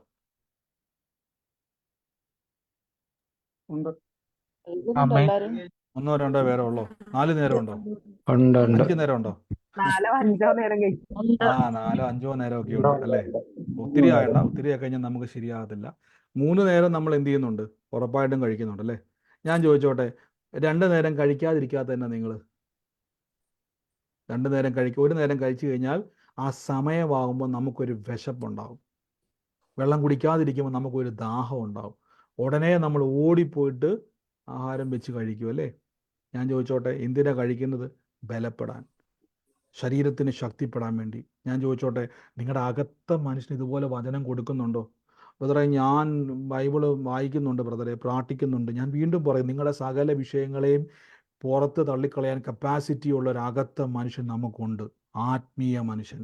ഈ പുള്ളിക്ക് നല്ലപോലെ ആഹാരം കൊടുത്താലുണ്ടല്ലോ, ഈ പുള്ളി ഒന്ന് ബലപ്പെടുത്തിയാലുണ്ടല്ലോ, ഈ പുള്ളി ബലപ്പെട്ടാൽ, ഞാൻ ഉറപ്പിച്ചു പറയുന്ന ഒരു വിഷയം വരുമ്പോൾ അകത്തിരുന്നോണ്ട് പറയും, നീ കൽപ്പിക്കുക യേശുവിന്റെ നാമത്തിൽ. നമ്മുടെ നാവിനോട് പറയും, വാ തുറന്ന് കൽപ്പിക്കാൻ പറയും. നമ്മുടെ കൈയോട് പറയും, കൈ വെച്ച് പ്രാർത്ഥിക്കാൻ പറയും. നമ്മുടെ ആമേൻ. മനസ്സിനോട് പറയും, യേശുവിന്റെ നാമത്തിൽ പുറത്താക്കാൻ പറയും. അകത്തിരുന്നുകൊണ്ട് പറയും. ഈ പുള്ളി ആമേൻ. നമ്മളെ ആമേൻ. ബലപ്പെടുത്തും, ഈ പുള്ളി നമ്മളെ ശക്തിപ്പെടുത്തും. ഈ പുള്ളി പറയും, യേശുവുണ്ട്, യേശുവുണ്ട്, യേശുവുണ്ട്. നിന്നെ കൈവിടാത്തവൻ, നിന്നെ ഉപേക്ഷിക്കാത്തവൻ, നിന്നെ മാറാത്തവനായ യേശു ഉണ്ടെന്ന് നമ്മളോട് ആമേൻ. പറഞ്ഞുകൊണ്ടിരിക്കും. പക്ഷെ ഇത് കേൾക്കാൻ പറ്റാത്തതിന്റെ കാരണം, അതിനേക്കാൾ വലിപ്പത്തിൽ നമ്മുടെ മനസ്സും ശരീരവും വളർന്നിരിക്കുക. അപ്പൊ എന്നാ പറ്റുമെന്നറിയാവോ? ഒരു പ്രശ്നം വരുമ്പോൾ പെട്ടെന്ന് അങ്ങ് തളർന്നങ്ങ് വീഴും നമ്മൾ. യൂണിറ്റ് ഒന്ന് കൽപ്പിച്ചേ, എണീറ്റ് നിന്ന് കൽപ്പിച്ചേ. അതിന് ബലം കിട്ടുന്നില്ലെങ്കിൽ ഞാൻ വീണ്ടും പറയുന്നു, പുഷ്ടി പ്രാപിക്കണം. അതിനുവേണ്ടി എന്ത് ചെയ്യണം? വചനം കൂടുതൽ കേൾക്കണം, പ്രാർത്ഥന കർത്താവ് എൻ്റെ അകത്ത മനുഷ്യനെ ഒന്ന് ബലപ്പെടുത്തണം. നമുക്ക് ഒരുമിച്ച് പ്രാർത്ഥിക്കാം. യേശുവേ ആരാധന, യേശുവേ ആരാധന. ഈ വചനം മറക്കരുത്. അകത്ത മനുഷ്യനെ സംബന്ധിച്ച് ബലത്തോടെ ശക്തിയോടെ ബലപ്പെടണം, ശക്തിയോടെ ഒന്ന് ബലപ്പെടണം. ആരാധന യേശുവേ, ശക്തിയോടെ ഇന്ന് ബലപ്പെടുത്തുന്ന അകത്ത മനുഷ്യൻ. മറക്കരുത്, ഈ ദിവസങ്ങളിൽ ഞാൻ പറയുന്നു, നിങ്ങളുടെ സകല വിഷയങ്ങളെ പുറത്തു വരുവാൻ ശക്തീകരിക്കുന്ന ഒരു കർത്താവുണ്ട്, ശക്തീകരിക്കുന്ന കർത്താവുണ്ട്. ആരാധന യേശുവേ, ആരാധന യേശുവേ, ആരാധന യേശുവേ. Thank you holy spirit, thank you holy spirit, thank you holy spirit. യേശുവേ ആരാധന, യേശുവേ ആരാധന, യേശുവേ ആരാധന. Oh thank you holy spirit, thank you holy spirit. ഞങ്ങൾ ഒരുമിച്ച് ഇന്ന് പ്രാർത്ഥിക്കുന്നപ്പാ. പരിശുദ്ധാത്മാവേ, ഞങ്ങളുടെ കൃപ ഇന്ന് വ്യാപരിക്കുന്നല്ലോ, ഇന്ന് കൃപ ഇന്ന് വ്യാപരിക്കുന്നല്ലോ. എല്ലാവരും പ്രാർത്ഥിച്ച് ഇന്ന് കർത്താവ് നിങ്ങളെ സ്പർശിക്കാൻ പോവാ, ദൈവാത്മാവിന് തൊടാൻ പോവാ. ഇന്ന് കുടുംബത്തിൻ്റെ മേൽ പരിശുദ്ധാത്മാവിൻ്റെ ചില പ്രവൃത്തികളെ വെളിപ്പെടാൻ പോവാ. ഓ യേശുവേ ആരാധന, യേശുവേ ആരാധന, യേശുവേ ആരാധന. Thank you holy spirit. ഞാൻ കാണുന്ന ഒരു കാഴ്ച, 2016 ഒരു കല്യാണ ആൽബം ഞാൻ കണ്ടുകൊണ്ടിരിക്കുക. 2016 ഒരു കല്യാണ ആൽബത്തിൻ്റെ അകത്ത് ആ ആൽബത്തിൻ്റെ ഉടമസ്ഥൻ്റെ കുടുംബജീവിതം ഇന്ന് ഭവനത്തിരിപ്പുണ്ട്. ഒരു റെഡ് കളറിലെ കവറാണ് ഞാൻ കാണുന്നത്. അങ്ങനെ ഒരു വ്യക്തിയുടെ കുടുംബജീവിതം വല്ലാതെ തകർന്ന ചില അവസ്ഥയിലൂടെ കടന്നു പോയിക്കൊണ്ടിരിക്കുക. ഓ യേശുവേ, ഇന്ന് കർത്താവ് ഇന്ന് ആ കുടുംബത്തെ സ്പർശിക്കുക. നിങ്ങളുടെ മകനാകാം, മകളാകാം, എനിക്കറിയത്തില്ല. ആ ഒരു റെഡ് കളറിലാണ് എൻ്റെ കവറിങ് ഇരിക്കുന്നത്. 2016 നടന്നൊരു വിവാഹമാണ്. സൂമിലായിക്കോട്ടെ, യൂട്യൂബിലായിക്കോട്ടെ, ഫേസ്ബുക്കിലോട്ടെ ഏറ്റെടുത്താട്ടെ. ആ വ്യക്തിയെ കർത്താവ് സ്പർശിക്കുക. ആ കുടുംബജീവിതം, ആ വിവാഹ ബന്ധം നിമിത്തം ഉണ്ടായ ചില ദുഃഖങ്ങൾ, പ്രയാസങ്ങൾ കുടുംബത്തെ മുഴുവൻ ദുഃഖത്തിലാക്കിയിരിക്കുക. എന്നാൽ യേശുവിൻ്റെ നാമത്തിൽ ഞങ്ങൾ പ്രാർത്ഥിക്കുന്നു. കർത്താവെ, കലഹത്തിൻ്റെ ദുരാത്മാക്കൾ കുടുംബത്തിൽ നിന്ന് വിട്ടുമാറട്ടെ. യേശുവിൻ്റെ നാമത്തിൽ സമാധാനത്തിൻ്റെ ദൈവം കുടുംബത്തിൻ്റെ മേൽ സ്പർശിക്കുന്നല്ലോ. യേശുവിൻ്റെ നാമത്തിൽ പ്രാർത്ഥിക്കുന്നു, ബലപ്പെടട്ടെ. എന്നെല്ലാവർക്കും വേണ്ടി ഞാൻ പ്രാർത്ഥിക്കാൻ വേണ്ടി ഇപ്പോൾ നിങ്ങളുടെ അകത്ത മനുഷ്യനെ ഒന്ന് ബലപ്പെടാൻ പോവുക. യേശുവെ, ഒന്ന് ഒരുമിച്ച് പ്രാർത്ഥിച്ചു. കർത്താവെ, ഞാനിങ്ങനെ പറയും, നിങ്ങൾ ഈ ദിവസത്തിൽ നമ്മൾ അകത്ത മനുഷ്യനെ പറ്റി എത്ര പേർക്കാണ് കൂടുതൽ ഈ അകത്ത മനുഷ്യനെ പറ്റി കേൾക്കാൻ? അതോ മടുത്ത ആരെങ്കിലും ഉണ്ടോ? കേൾക്കണം ബ്രദറെ. കേൾക്കണം. മടുക്കരുത്. പിശാചിന് ഭയമുള്ള ഒരു വാക്ക് അവിടെ ഉപയോഗിച്ചിരിക്കുന്നു, നീ ദൈവപുത്രനെങ്കിൽ. അവിടെയുള്ള ആരൊക്കെയോ പറഞ്ഞു, യോഹന്നാന്റെ സുവിശേഷം മത്തായിലൊക്കെ വായിക്കുന്ന സമയത്ത് പറയാം, ഇത് നമ്മുടെ യോസെഫിന്റെ, മറിയയുടെയും യാക്കോബിന്റെ, യോഹന്നാന്റെ ഒക്കെ സഹോദരനായ യേശുവല്ലേ. എത്ര പേര് ആ വചനം കണ്ടിട്ടുണ്ട്? കണ്ടോ? പക്ഷെ പിശാച് വന്നിട്ട് ചോദിക്കുന്നത്, നിന്ന ആളുടെ മകനാണോ ഇന്നയാളുടെ മകനാണോ നല്ല വെച്ചത്? പിന്നെയോ പുത്രനാണെങ്കിൽ കണ്ടോ? അപ്പൊ അടുത്ത് നിൽക്കുന്ന അയൽവകംകാരൻ പറയാം, അയ്യോ അത് ദൈവപുത്രനൊന്നും അല്ല, നമ്മുടെ യോസെഫിന്റെയും മറിയയുടെയും യാക്കോബിന്റെയും യോഹന്നാന്റെ ഒക്കെ സഹോദരനായ യേശുവല്ലേ. പിശാച് പറയും, അത് നിന്റെ വായിന്ന് വരും, പക്ഷെ എനിക്കറിയാം ഇത് ദൈവപുത്രനാ. എങ്ങനെ മനസ്സിലായി? മനുഷ്യർക്ക് കഴിയാത്ത കാര്യങ്ങളെ ചെയ്തപ്പോൾ എനിക്ക്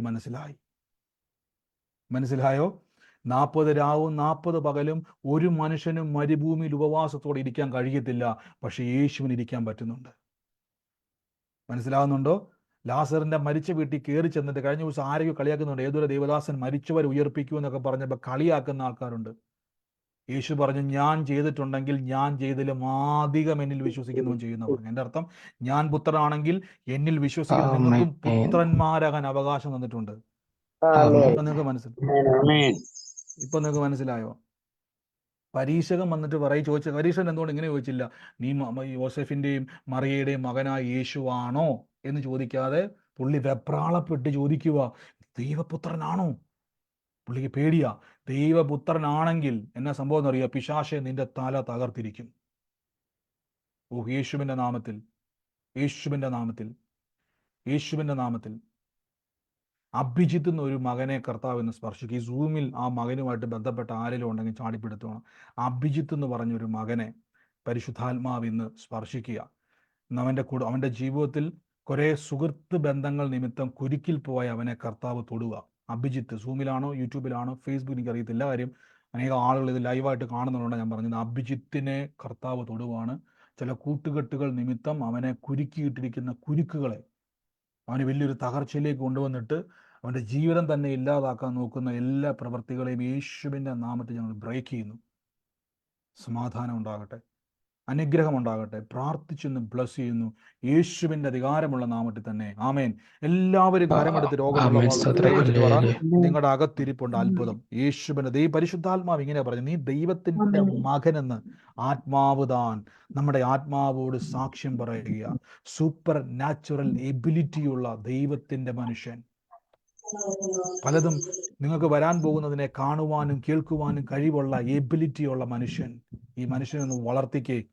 ഈ മനുഷ്യനെ വളർന്നാൽ നിങ്ങളെ ഉറക്കാത്ത, നിങ്ങൾക്ക് സമാധാനം തരാത്ത, നിങ്ങളെ രോഗിയാക്കുന്ന, നിങ്ങളുടെ കുടുംബത്തെ തകർച്ചുകൊണ്ടിരുന്ന സകല വിഷയങ്ങളെയും ശക്തിപ്പെടുത്തുവാൻ യേശു പറഞ്ഞു, ഞാൻ വന്നിരിക്കുന്നത് ലോകത്തിന്റെ നീ എന്നെ അനുഗമിക്കുന്ന ഇരുട്ടിൽ നടക്കത്തില്ല. ഇരുട്ടിന്റെ പ്രവൃത്തികളെ അഴിക്കും.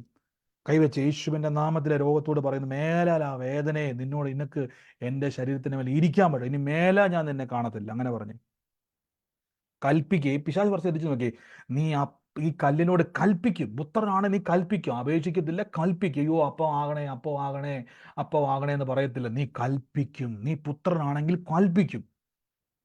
പിശാചിന് മനസ്സിലായി, കണ്ടോ, പിശാചിന് മനസ്സിലായി. പുത്രനാണെ കൽപ്പിക്കും, ദാസനാണെങ്കിൽ കരയും, അപേക്ഷിക്കും.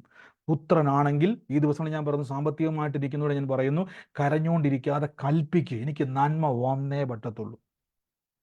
കരയാൻ ഈ ലോകത്തിൽ സാമ്പത്തിക തകർച്ചയിൽ പോകുന്ന ഏത് വ്യക്തിക്കും ചെയ്യാൻ പറ്റുന്ന കാര്യം എന്നറിയാം, പൊട്ടിക്കരയും. ഒരു മുഴം കയറയിൽ അങ്ങ് തീർക്കാം. ഇത് ലോകത്തിൽ ജീവിക്കുന്ന ഏത് മനുഷ്യനും പറ്റും. പക്ഷെ ദൈവത്തിന്റെ പുത്രന് വിളിച്ചു വരുത്താൻ പറ്റും.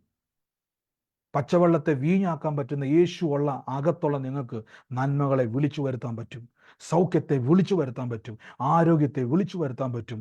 സാമ്പത്തിക നന്മകളെ വിളിച്ചു വരുത്താൻ പറ്റും. ഒന്ന് വിളിച്ചു വരുത്തിക്കുക. യേശുവിൻ്റെ നാമത്തിൽ വിളിച്ചു പറ. ഈ ദിവസങ്ങളിൽ പരിശുദ്ധാത്മാവ് ഈ ദിവസങ്ങളിൽ ഒന്ന് കൽപ്പിക്ക്, വിളിച്ചു പറ. ഞാൻ പറഞ്ഞതല്ല, പിശാച് പറഞ്ഞ, നീ ദൈവപുത്രനെങ്കിൽ കല്ലിനോട് കൽപ്പിക്കും. കല്ല് വല്ലതും കേൾക്കുവോ? നിങ്ങൾ പറ. കല്ലിന് ചെവിയുണ്ടോ? നിങ്ങളുടെ നാട്ടിൽ ഏതെങ്കിലും കല്ലിന് ചെവിയും മൂക്കും വായും ഉണ്ടോ? ഇല്ല. പിന്നെ എങ്ങനെയാ കേൾക്കുന്നത്? അകത്ത മനുഷ്യൻ പറഞ്ഞാൽ കേൾക്കും. ഈ ദിവസങ്ങളിൽ അടഞ്ഞിരിക്കുന്ന നന്മയുടെ വാതിലെ നോക്കിയിട്ട് പറ, തുറന്നു വരാൻ പറ. ഞാൻ ഉറപ്പിച്ചു, നിങ്ങളുടെ അക്കൗണ്ടിലേക്ക് നന്മകൾ വരാൻ പോവുക. മിറക്കിൾ മണീസ് വരാൻ പോവുക. ശരീരത്തിന്റെ മേലെ ആരോഗ്യം വരാൻ പോവുക. ആമേൻ. ആമേൻ. വിളിച്ചു വരുത്തിക്കുക, വിളിച്ചു വരുത്തിക്കുക, വിളിച്ചു വരുത്തിക്കുക, കൽപ്പിച്ച് വിളിച്ചു വരുത്തിക്കുക. ഒന്ന് ഈ സമയം അതിനു വേണ്ടിയുള്ളതാ. കണ്ണുനീരൊക്കെ തുടച്ചിട്ട് പറ, എൻ്റെ തലമുറയുടെ നന്മയെ ഞാൻ വിളിച്ചു വരുത്തുക. എൻ്റെ ആരോഗ്യത്തെ ഞാൻ വിളിച്ചു വരുത്തുക. എൻ്റെ ജീവിതത്തിന്റെ അകത്ത് സകല നന്മകളെ ഞാൻ വിളിച്ചു വരുത്തുക.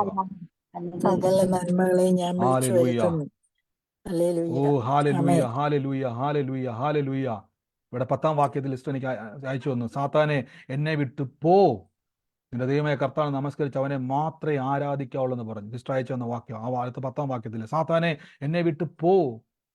എന്നർത്ഥം പോകാനും ഓടിക്കാനും അധികാരമുണ്ട്. ചിലത് പറയത്തില്ലേ, പിശാശ് എപ്പോഴെങ്കിലും പിശാശ് പിശാശ് പിശാശ്. ഈ ദിവസങ്ങളിൽ ആരെങ്കിലും സാക്ഷ്യം പറയുമ്പോൾ പോലും പറഞ്ഞേക്കല്ലേ, പിശാശ് എൻ്റെ നന്മ തടഞ്ഞുവെന്നും പിശാശ് തടയാൻ പോകുന്നു. നിങ്ങൾ അവനെ വലുതാക്കരുത്. ചിലർ പറയും, പിശാശ് അത് തടയാൻ നോക്കി, പിശാശ് എന്നെ തടഞ്ഞു. നാണമില്ലേ നിങ്ങൾക്ക് അത് പറയാൻ?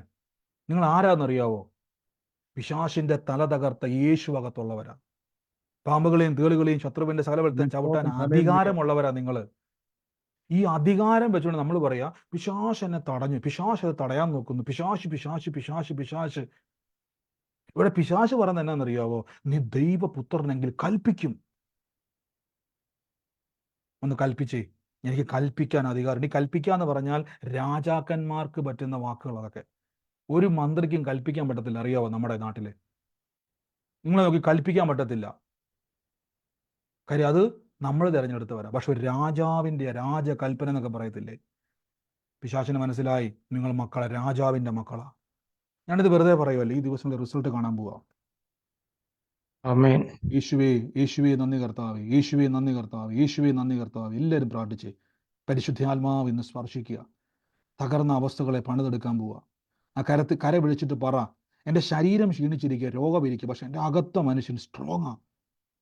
2 വചനം കാണാപ്പാട് അറിയാവുന്ന ആരെങ്കിലും ഉണ്ട്? 2 വചനമെങ്കിലും. ആമേൻ അറിയാം. ആമേൻ ഈ 2 വചനം മതി നിങ്ങൾ ബലപ്പെടാൻ. ഒരു വചനം അകത്തുണ്ട്. പാമ്പുകളെയും തേളുകളെയും ശത്രുവിന്റെ സകല ബലതയും ചവിട്ടാൻ എനിക്ക് ഈ ഒറ്റ വചനത്തിൽ ഒന്ന് ഫീഡ് ചെയ്തേ. 3 നേരം നമ്മൾ ഭക്ഷിക്കുന്നില്ല വയറ് നിറയ്ക്കാൻ വേണ്ടി. 4 നേരം വചനം ഒന്ന് കൊടുത്തു നോക്കി. അകത്ത മനുഷ്യൻ ബലപ്പെട്ട ഒന്നും പേടിക്കണ്ട. ആരും കൂട്ടയില്ലെങ്കിലും ആരൊക്കെ ഉപേക്ഷിച്ചാലും അകത്ത മനുഷ്യൻ പറയും ഒന്നും പേടിക്കണ്ട, യേശു കൂടെ ഉണ്ട്, യേശു കൂടെ ഉണ്ട്, യേശു കൂടെ ഉണ്ട്. ആമേൻ ആമേൻ ആമേൻ ആമേൻ. യേശുവിന്റെ നാമത്തിൽ ഇന്ന് പ്രാർത്ഥിക്കുന്നു. വാതിൽ തുറക്കുന്ന ദൈവം, അത്ഭുതം ചെയ്യുന്ന ദൈവം, നിങ്ങൾക്ക് വേണ്ടി പ്രവർത്തിക്കുന്ന ദൈവം. Thank you holy spirit, thank you holy spirit, thank you holy spirit. നമുക്ക് ഒരുമിച്ച് ഇന്ന് പ്രാർത്ഥിച്ച് അനുഗ്രഹിക്കുന്നു. എനിക്കറിയത്തില്ല ഇതിൻ്റെ അകത്ത് പ്രാർത്ഥിക്കുന്ന ആരെങ്കിലും സോളി എന്ന് പറഞ്ഞ ആരെങ്കിലോട്ട് ബന്ധമുണ്ടോ? സോളി സൂമിലാണോ?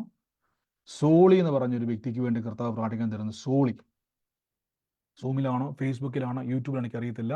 സോളിയുടെ കുടുംബത്തിലേക്ക് ഈ സമയം തന്നെ കേൾക്കുന്ന ആൾ വിളിച്ചിട്ട് പറയണം, സോളി നിന്റെ കുടുംബത്തിൽ യേശു പ്രവർത്തിക്കാൻ പോവുക, നീ തകരത്തില്ല, യേശു നിന്നെ ഉയർത്തുമെന്ന് വിളിച്ച് പറഞ്ഞോണം. ഫേസ്ബുക്കിലോ യൂട്യൂബിലോ ആണെങ്കിൽ ചാടി പിടിച്ചോണം, വിളിച്ച് ഇന്ന് തന്നെ. ഈ ബ്രദറെ ഞാൻ പറഞ്ഞ ഈ മെസ്സേജ് വേണം കേൾപ്പിച്ചു. സോളി തകർന്നു പോകത്തില്ല, യേശു നിന്നെ അനുഗ്രഹമാക്കി മാറ്റുമെന്ന് പറയാൻ പറയുന്നു. ഏറ്റെടുത്തോണം. കർത്താവിൻ്റെ വലിയ പ്രവൃത്തി എനിക്കറിയാം. കഴിഞ്ഞ ദിവസങ്ങളിൽ യൂട്യൂബിലുള്ള പല ആൾക്കാരും കമൻറ്റ് അടിച്ചു, ബ്രദറെ എൻ്റെ വിഷയമാണ്, എൻ്റെ കാര്യമായിരുന്നു, എൻ്റെ മോളുടെ വിഷയമായിരുന്നു, എൻ്റെ മകൻ്റെ വിഷയമായിരുന്നു പലരും കമൻറ്റ് ചെയ്തപ്പോൾ എനിക്ക് മനസ്സിലായി സ്വീകരിക്കുന്ന അനേകരുണ്ടെന്ന്. ദൈവാത്മാവ് അവരെയൊക്കെയും തൊട്ടുകൊണ്ടിരിക്കുക. അനുഗ്രഹിച്ചു പ്രാർത്ഥിക്കുന്നു യേശുവിൻ്റെ നാമത്തിൽ തന്നെ. ആമേൻ ആമേൻ. സ്തോത്രം. ഹല്ലേലൂയ.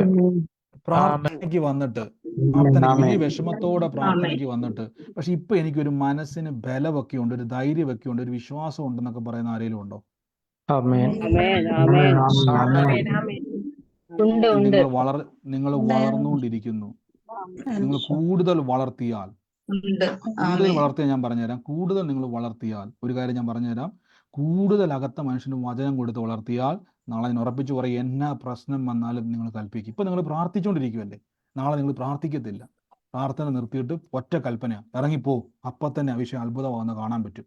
ആ ലെവലിലേക്ക് പൊയ്ക്കൊണ്ടിരിക്കുക. പക്ഷെ നമുക്ക് പെട്ടെന്ന് ഇവിടം കൊണ്ട് നമ്മൾ സ്റ്റോപ്പ് ആകും. എനിക്കത് ഒത്തിരി ദേവദാസന്മാരുണ്ട്, ഞാൻ പലരെയും കണ്ട് അതിശയിച്ചിട്ടുണ്ട്. അവർ നമ്മളിങ്ങനെ യേശുവിന്റെ നാമത്തിൽ പ്രാർത്ഥിച്ച് പാടി അവരൊറ്റ കൽപ്പന കൽപ്പിച്ച് കണ്ടിട്ടുണ്ട്. ഞാൻ ചിന്തിക്കുന്നു, നമ്മൾ 1 മണിക്കൂർ പ്രാർത്ഥിക്കുന്ന വിഷയം അവരൊറ്റ കൽപ്പന കൊണ്ട് സൗഖ്യമാക്കുന്നത്, പ്രവർത്തിക്കുന്നത്. അപ്പോഴെനിക്ക് മനസ്സിലായത് ദൈവം അവരുടെ അകത്ത മനുഷ്യനെ അവർ ബലപ്പെടുത്തി. അതുകൊണ്ട് എന്നാണെന്നറിയാവോ, നമ്മൾ 1 മണിക്കൂർ കരഞ്ഞ് തലകുത്തി മറിഞ്ഞ് പ്രാർത്ഥിക്കുന്ന പല വിഷയങ്ങളും അവരൊറ്റ കൽപ്പന കൊണ്ട് എന്ത് ചെയ്യും? അത്ഭുതമാക്കി മാറ്റും. കാര്യം സ്ട്രോങ് ആയി നിൽക്കുക. അവര് സ്പിരിച്വലി സ്ട്രോങ് ആണ്. ഈ ദിവസം നമുക്ക് എങ്ങനെ സ്പിരിച്വലി സ്ട്രോങ് ആണെന്നുള്ളത് കേട്ടുകൊണ്ടിരിക്കുകയാണ്. പ്രാർത്ഥിക്കാം. വരും ദിവസങ്ങളിൽ ഞാൻ ഉറപ്പിച്ചു പറഞ്ഞു, ഇനിയും ചില ആഴമായ കാഴ്ചകളെ നിങ്ങൾക്ക് കാണാൻ പറ്റും. കാര്യം നമ്മളിപ്പോൾ കണ്ടുകൊണ്ടിരിക്കുന്നത് ഇന്നർമാനെ പറ്റിയാണ്. ദർശനങ്ങൾ വർദ്ധിക്കും, പ്രവചനങ്ങൾ വർദ്ധിക്കും, സ്പിരിച്വൽ അതോറിറ്റികൾ വർദ്ധിക്കും. നമുക്ക് ഒരുമിച്ച് പ്രാർത്ഥിക്കാം. ഈ സമയത്ത് ആർക്കെങ്കിലും സാക്ഷ്യങ്ങൾ പറയാനുണ്ടെങ്കിൽ ചുരുക്കം വാക്കുകളിൽ വേഗത്തിൽ പറഞ്ഞാട്ടെ. നമ്മൾ വിശ്വാസ പ്രഖ്യാപനങ്ങൾ ഏറ്റു പറയാൻ വേണ്ടിയിട്ടുണ്ട്. ഉള്ളവരാരെങ്കിലും ഉണ്ടെങ്കിൽ പറഞ്ഞാട്ടെ.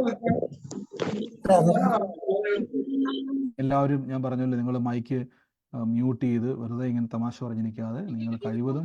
ബ്രദറെ, എന്റെ പേര് ലാലി. ഞാൻ ഇന്ന് ബ്രദർ പറഞ്ഞില്ലേ ടിവിയുടെ മുകളിൽ കുടുംബ ആൽബം ഫോട്ടോ ഇരിപ്പുണ്ടെന്ന്. അത് എന്റെ വീട്ടിലാണ്. ഞാനും എന്റെ മക്കളും എന്റെ മക്കളുടെ ഭർത്താക്കന്മാരും അവരുടെ മക്കളും കൂടെ ഉള്ള ഒരു ഇതാണ് മുകളിൽ വെച്ചിട്ടുണ്ട്. TV തൊട്ട് താഴെ ഇരിപ്പുണ്ട്. അതിലെന്റെ മോന്റെ കാര്യമാണ് പറഞ്ഞത്. എനിക്ക് 3 പെണ്ണും 1 മോനുമാണ്. ആമേൻ. എവിടെയാ ഈ വീട്? ഇപ്പൊ സ്ഥലം എവിടെയാ? TV ഇരിക്കുന്ന സ്ഥലവും ഈ ഫോട്ടോ ഇപ്പൊ എവിടെയാ? ഞാനിപ്പം ലണ്ടനിലാണ്. എന്റെ വീട് പഴയടം കാഞ്ഞിരപ്പള്ളി. ഈ ഫോട്ടോ ഇരിക്കുന്ന എവിടെയാ? എന്റെ ടിവിയുടെ നേരെ മുകളിൽ. ഏത് സ്ഥലത്ത്, ഏത് രാജ്യത്താ? സിറ്റി വടക്ക്. എന്തോ? അല്ല, ഏത് രാജ്യത്താ, ഏത് സ്ഥലത്താ? കോട്ടയത്തായിരിക്കും. കോട്ടയം കാഞ്ഞിരപ്പള്ളി. എല്ലാവരും ആമേൻ പറഞ്ഞാട്ടെ. കർത്താവ് എത്രത്തോളം നമ്മളെ കാണുന്നു ആന്റി, എത്രത്തോളം ദൈവം നമ്മളെ കാണുന്നു. ഞാൻ പറഞ്ഞല്ലോ, ദൈവം ഞാൻ ആ വീടിൻ്റെ അകത്തിരിക്കുന്ന കാര്യങ്ങളെ പരിശുദ്ധാത്മാവ് വെളിപ്പെടുത്തുക. എന്തിനാണ് ഇന്ന് പറയുന്നത് വെച്ച് കഴിഞ്ഞാൽ, നമ്മുടെ അകത്ത മനുഷ്യന് ഞാൻ ഈ ദിവസങ്ങളിൽ ഇത് പറയാൻ വേണ്ടിയിരിക്കുന്ന ചില കാര്യങ്ങളാണ്, അതുകൊണ്ട് ബന്ധപ്പെട്ടതാണ്. നമ്മുടെ അകത്ത മനുഷ്യന് ദൈവം ചില കാര്യങ്ങളെ കാണിച്ചു കൊടുക്കും. അപ്പം അതുകൊണ്ട് സിസ്റ്റർ പറഞ്ഞേക്കുന്ന പോലെ അതിൻ്റെ അകത്തൊരു, നിങ്ങൾ എത്ര പേര് ഇത് കേട്ടു? ആ ഫോട്ടോയ്ക്കകത്തിരിക്കുന്ന ഒരു മകനെ ദൈവം തൊടുവാന്ന് പറഞ്ഞു. എത്ര പേര് ഇത് കേട്ടായിരുന്നു? Amen. കേട്ടോ കേട്ടോ ബ്രദറെ. ആമേൻ. അപ്പൊ ദൈവത്തിന്റെ ആത്മാവ് നമുക്ക് എന്താണോ നമ്മുടെ, ഒന്ന് ആലോചിച്ച് നോക്കി, ആ ഫോട്ടോയിലിരിക്കുന്ന, ഇപ്പൊ ടി വിയുടെ മുകളിലിരിക്കുന്ന ഫോട്ടോയിലിരിക്കുന്ന മകൻ, ചിലപ്പോൾ നിങ്ങൾ ചിന്തിക്കും വേറെ എത്രയോ ഫോട്ടോ ഇരിപ്പുണ്ട്, പക്ഷെ ആ മകന്റെ ഫോട്ടോ നോക്കിയിട്ട് കർത്താവ് പറഞ്ഞു. ഭിത്തിയിലാണ് ഇരിക്കുന്നത്, TV തൊട്ട് കീഴെ ഇരിപ്പുണ്ട്. ഓക്കെ, ടിവിയുടെ മുകളിലിരിക്കുന്ന, ടിവിയുടെ മുകളിലായി ഫോട്ടോ ഇരിക്കുന്നത്, ഭിത്തിയില് ടിവിയുടെ മുകളിലായിട്ടാണ് വരുന്നത്. ടിവിയുടെ ടി വി വെച്ചിട്ടുണ്ട്, പക്ഷെ ടിവിയുടെ മുകളിലിരിക്കുന്നത്. ഞാനത് എടുത്ത് പറഞ്ഞായിരുന്നു, എനിക്ക് ടിവിയുടെ മുകളിലിരിക്കുന്നത് ഇനി ഷെൽഫിലൊന്നും എനിക്ക് അറിയത്തില്ല, പക്ഷെ ടിവിയുടെ മുകളിലാണ് ഞാൻ കാണുന്നത്. ആ ഫോട്ടോയിലിരിക്കുന്ന മകനെയാണ് കർത്താവ് സ്പർശിക്കാൻ പോകുന്നത്. അങ്ങനെയെങ്കിൽ കർത്താവ് പറഞ്ഞു. ബ്രദറെ എനിക്ക് സാക്ഷി, ബ്രദറെ സിസ്റ്റർ പറഞ്ഞതുപോലെ തന്നെ എൻ്റെ വീട്ടിലും അതുപോലെ തന്നെയാണ്. ടിവിയുടെ മുകളിൽ ഒരു അലമാരയുടെ ഒരു ഷെൽഫ് പോലെ ഉണ്ട്, അതേലാ എൻ്റെ മകന്റെ അവരുടെ കുടുംബമായിട്ടുള്ള ഫോട്ടോ ഇരിക്കുന്നത്. മകന്റെ വിഷയത്തിന്റെ അകത്ത് പ്രാർത്ഥിക്കുന്നവരാണോ നിങ്ങൾ രണ്ടുപേരും? അതെ, രണ്ടുപേരും ഏറ്റെടുത്തു. ഇനി മറ്റാരെങ്കിലും ഇതേപോലെ ഇരിപ്പുണ്ടോ? എന്റെ വീട്ടിലെ ടിവിയുടെ മുകളിൽ ഞങ്ങളുടെ കുടുംബ ഫോട്ടോ ഇരിക്കുന്നുണ്ട്. മകന് ഓർത്ത് പ്രാർത്ഥിക്കുന്ന, ഞാൻ എന്ന് വെച്ചാൽ ദൈവാത്മാവ് പേര് വെളിപ്പെടുത്താത്തോടത്തോളം കാലം ഇതേ വിഷയവുമായി ബന്ധപ്പെട്ട ഒരേ വ്യക്തികൾക്ക് വേണ്ടി ദൈവം തൊടാൻ ആഗ്രഹിക്കും. അല്ലെങ്കിൽ കർത്താവ് പറയും ഇന്ന വ്യക്തിക്ക് വേണ്ടിയാണ്. ചിലപ്പോൾ നമ്മുടെ ദൈവാത്മാവ് ആ പേര് വെളിപ്പെടുത്താൻ നമ്മൾ കേൾക്കാറുണ്ട് അല്ലേ? പേര് വെളിപ്പെടുത്തോളം കാലം അതേ വിഷയവുമായി ബന്ധപ്പെട്ട അതേ പൊസിഷനിലിരിക്കുന്ന അതേ ഭാരത്തിലിരിക്കുന്ന ഒന്നിലധികം വ്യക്തികളെ ദൈവം തൊടാൻ പോവാ. എന്തുകൊണ്ട് വെച്ചത്? മകനെ ഓർത്ത് ഭാരപ്പെടുന്നവരാണ് ചോദിച്ചത്. ബ്രദറെ ഇപ്പൊ സന്ധ്യയ്ക്ക് ഞാൻ പ്രാർത്ഥിച്ചുകൊണ്ടിരിക്കുമ്പോൾ മകനെ ഓർത്ത് കരഞ്ഞുകൊണ്ട് പ്രാർത്ഥിക്കുമായിരുന്നു. ഞാനും അവന് വേണ്ടി കരഞ്ഞു പ്രാർത്ഥിക്കുക. എന്റെ മകൻ 26 വയസ്സാണ്. രണ്ടുപേരും ഏറ്റെടുത്തു. പേര് വെളിപ്പെടുത്താത്തോളം കാലം രണ്ടുപേരോടും ഞാൻ പറയുന്നു, ഒരേ വിഷയമാണ്, ഒരേ സ്ഥലമാണ്, ഒരേ വിഷയമാണ്. തീർച്ചയായിട്ടും യേശുവിൻ്റെ നാമം പറഞ്ഞ് ഏറ്റെടുത്തു. ഇന്ന് നിങ്ങളുടെ മേലേക്കും തലമുറകളുടെ മേലേക്കും കണ്ണുനീരിനെ കാണുന്ന ദൈവം അതിന് മറുപടി തരാൻ വേണ്ടി പോവുകയാണ്. യേശുവിൻ്റെ നാമത്തിൽ ഏറ്റെടുത്തോണം, യേശുവിന്റെ നാമത്തിൽ ഏറ്റെടുത്തോണം. ഞങ്ങളത് അനുഗ്രഹിക്കുന്നു. ഒരുമിച്ച് എല്ലാവരും ബ്ലസ് ചെയ്ത് കർത്താവ് ഞങ്ങളെ കുടുംബങ്ങളെ അനുഗ്രഹിക്കുന്നു. ഞങ്ങൾ കേൾക്കാൻ പോകുന്നത് യേശു തൊട്ടെന്ന് പറയുന്നത്, യേശു തൊട്ടെന്ന് പറയുന്നത്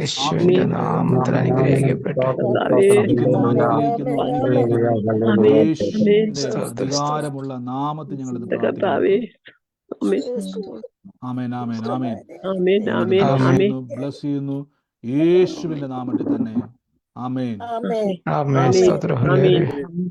ഹല്ലേലൂയ, ആമേൻ. ഈ സൂമിൽ തന്നെ ഫിലിപ്പ് എന്ന് പറയുന്ന ഒരു മകന് വേണ്ടി പ്രാർത്ഥിക്കുന്ന ആരെങ്കിലും ഉണ്ടോ? ഫിലിപ്പാണ് മകന്റെ പേര്. സൂമിലാണോ യൂട്യൂബിലോ ഫേസ്ബുക്കിലോ ആണെങ്കിൽ നിങ്ങൾ എനിക്ക് വാട്സാപ്പിലേക്ക് അയക്കുക. ഫിലിപ്പ് എന്ന് പറയുന്ന ഒരു മകന് വേണ്ടി പ്രാർത്ഥിക്കുന്ന ആരെങ്കിലും ഉണ്ടെങ്കിൽ വേഗത്തിൽ പിടിച്ചോണം. അവന്റെ മേൽ ദൈവത്തിന്റെ വലിയൊരു പ്രവൃത്തി വെളിപ്പെടാൻ പോവുക. ഫിലിപ്പ് എന്നാ പേര്. മകനാണ്, ഒരു മകനാണ്. മകൻ എന്ന് പറഞ്ഞാൽ അത് എന്റെ ബ്രദറിന്റെ പേര് ഫിലിപ്പ് എന്നാണ്. മറ്റാരെങ്കിലും ഉണ്ടോ? ബ്രദറെ, എന്റെ മകന്റെ പേര് ഫിലിപ്പ് എന്നല്ല, ഭർത്താവിന്റെ പേര് ഫിലിപ്പ് എന്നാണ്. എന്റെ മകന്റെ പേര് സാൻജോ ഫിലിപ്പ് എന്നാ. സാൻജോ ഫിലിപ്പ് എന്നാണ് അല്ലേ?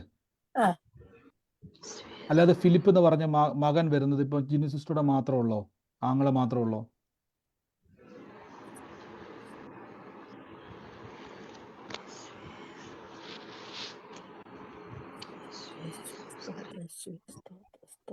ഒരുമിച്ച് ഞങ്ങൾ ബ്ലസ് ചെയ്യുന്നപ്പാ. കർത്താവ്, ഞങ്ങൾ ആ മകനെ അനുഗ്രഹിച്ച് പ്രാർത്ഥിക്കുന്നു. ദൈവത്തിന്റെ വലിയൊരു സ്പർശനം ഉണ്ടാകട്ടെ. പ്രാർത്ഥിച്ച് അനുഗ്രഹിക്കുന്ന കർത്താവ്, പ്രാർത്ഥിച്ച് ബ്ലസ് ചെയ്യുന്നപ്പാ. യേശുവിന്റെ അധികാരമുള്ള നാമത്തിൽ ഇത് പ്രാർത്ഥിക്കുന്നപ്പാ. ദൈവം അത്ഭുതങ്ങളുടെ ദൈവമാണല്ലോ. ഞാൻ അനുഗ്രഹിക്കുന്നു യേശുവിന്റെ നാമത്തിൽ തന്നെ. ആമേൻ, ആമേൻ, ആമേൻ,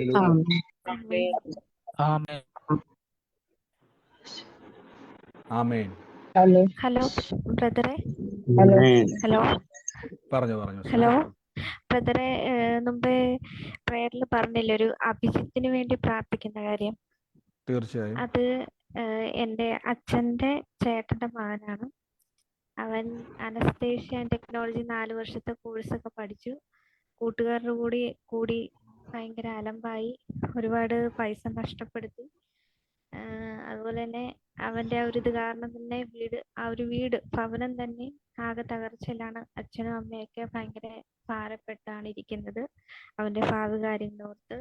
അവന് ജോലിക്ക് പോകാൻ താല്പര്യമില്ല. ജോലിക്ക് പോയാലും കടം വാങ്ങിക്കുക, ഇങ്ങനെ കൂട്ടുകാരുടെ കൂടെ നടക്കുക. അങ്ങനെ ഇത്ര നല്ലൊരു കോഴ്സ് പഠിച്ചിട്ട് ജോലി ചെയ്യാതെ ഈ ഒരു 10-25 വയസ്സ് പ്രായത്തിനിടയിൽ ഇങ്ങനെ കളിച്ചങ്ങനെ അങ്ങ് നടക്കുകയാണ്. അപ്പൊ ഞങ്ങളൊക്കെ ഒരുപാട് സംസാരിച്ചിട്ടും അവൻ അങ്ങോട്ട് ശരിയാകുന്നില്ല. അപ്പൊ ആ ഒരു വിഷയത്തിൽ ഞങ്ങൾ ഭയങ്കര ഭാരപ്പെട്ടിരിക്കുകയും ദൈവസന്നിധിയിൽ നിന്ന് പ്രാർത്ഥിക്കുകയും ചെയ്തിരുന്നു. അപ്പൊ ആ ഒരു വിഷയമാണ് ബ്രദർ ഇന്ന് പറഞ്ഞതെന്ന് എനിക്ക് തോന്നി. അപ്പം ആമേൻ. എല്ലാവരുടെയും എത്ര പേരത് ഒന്ന് കേട്ടായിരുന്നു? പ്രാർത്ഥന അഭിജിത്തിനെ അപേക്ഷിക്കുന്നു. അവൻ കൂട്ടുകെട്ടുകളും അങ്ങനെയാണ് സിസ്റ്റർ, ആമേൻ കൂട്ടുകെട്ടുകളുമായിട്ട്. ആമേൻ ആമേൻ. അതെ അതെ. ആമേൻ എത്ര പേരത് കേട്ടായിരുന്നു? ആമേൻ.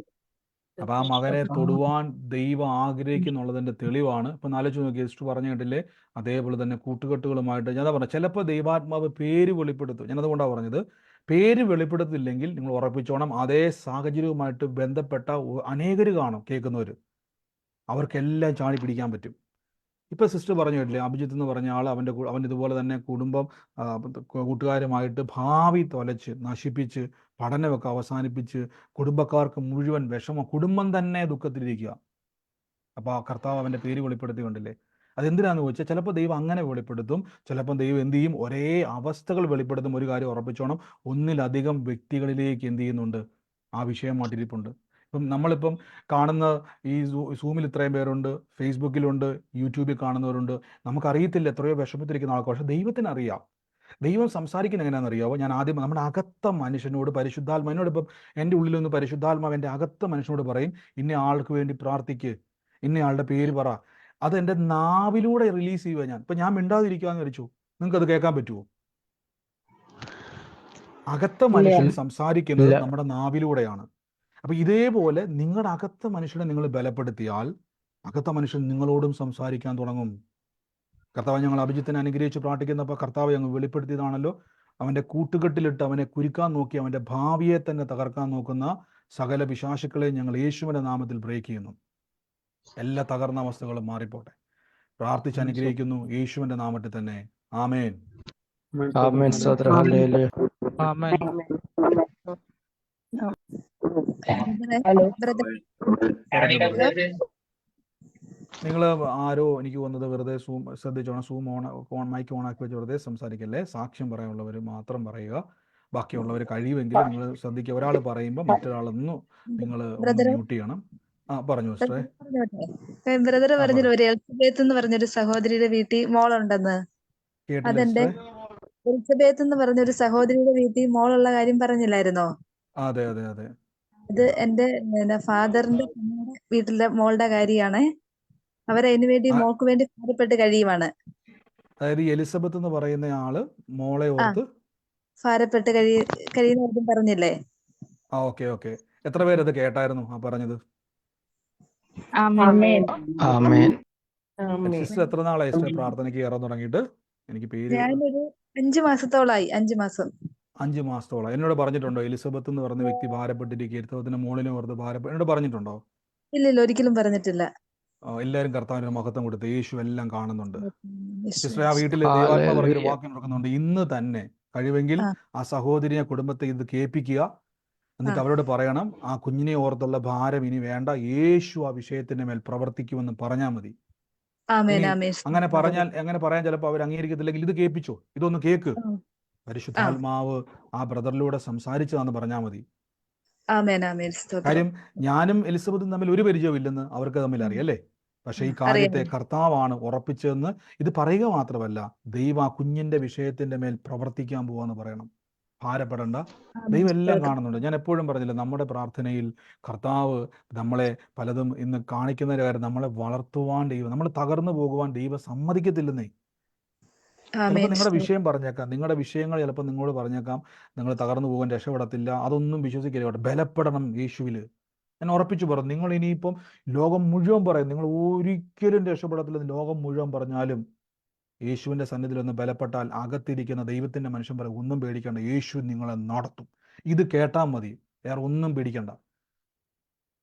ഞാൻ പലപ്പോഴും പറഞ്ഞൊരു കാര്യമുണ്ട്, നിങ്ങൾ പ്രശ്നങ്ങൾ വരുമ്പോൾ നിങ്ങൾ എന്ത് ചെയ്യണം? കർത്താവിൻ്റെ വചനത്തിലും പ്രാർത്ഥനയിലും ഒന്ന് ആശ്രയിച്ചാൽ മതി. ഒന്നും പറ്റില്ല, യൂട്യൂബ് ഒന്ന് ഓണാക്കി വെച്ചാൽ വചനം കേൾക്കുക. ആവശ്യമില്ലാത്ത ഒന്നും കേൾക്കരുത്. ഒന്നും കൂടെ നമ്മളെ ഇടിച്ചു കളയുന്ന ആരുടെയും പ്രസംഗം കേൾക്കരുത്. പോയി നമ്മളെ ബലപ്പെടുത്തുന്ന വചനം കേൾക്ക്. അങ്ങനെ കേൾക്കുമ്പോൾ എന്നാ സംഭവിക്കുന്ന അറിയാം? നമ്മുടെ അകത്ത മനുഷ്യൻ ചാർജ് ആവും.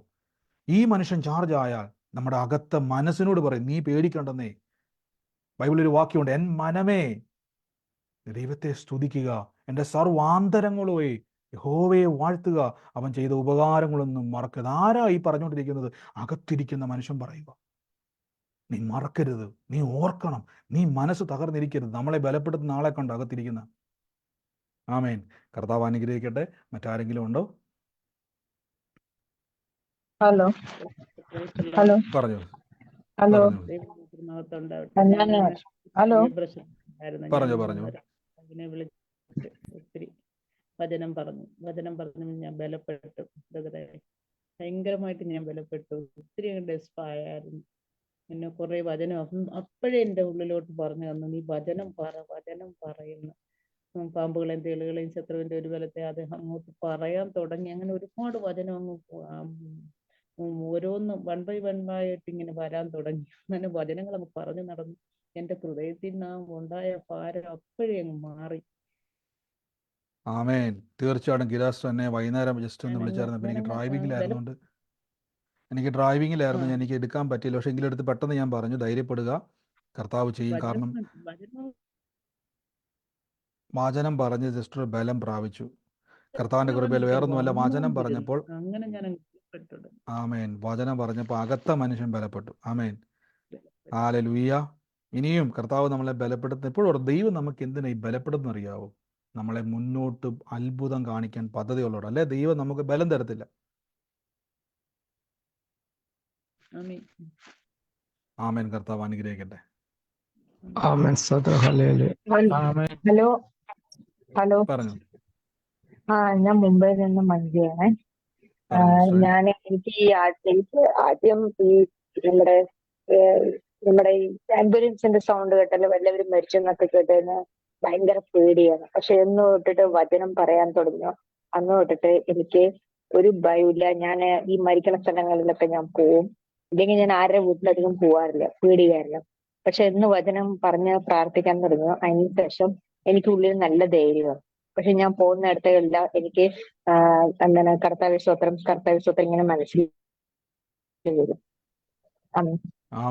ആമേൻ. തീർച്ചയായിട്ടും മഞ്ജു സിസ്റ്റർ പറഞ്ഞ പോലെ തന്നെ സിസ്റ്റർക്ക് മരണ വീടുകളിൽ പോകുന്നത് ഭയമായിരുന്നു, വലിയ ടെൻഷൻ, അതുകൊണ്ട് പോകാറില്ലെന്നാണ് പറഞ്ഞത്. പക്ഷെ കർത്താവിൻ്റെ വചനം പറയാൻ തുടങ്ങിയപ്പം ഇപ്പം ധൈര്യമായി, ഇപ്പോൾ ഒരു പേടിയില്ല, ഭയം വിട്ടുമാറി. എൻ്റെ കാരണം മനസ്സിലായല്ലോ. അകത്ത മനുഷ്യൻ വചനം പറഞ്ഞപ്പം അകത്ത മനുഷ്യൻ വളരാൻ തുടങ്ങി. അകത്ത മനുഷ്യൻ വളരാൻ തുടങ്ങിയപ്പോൾ ഭയത്തെ പുറത്താക്കി. ഇത്രയേ ഉള്ളൂ സംഭവിച്ചത്.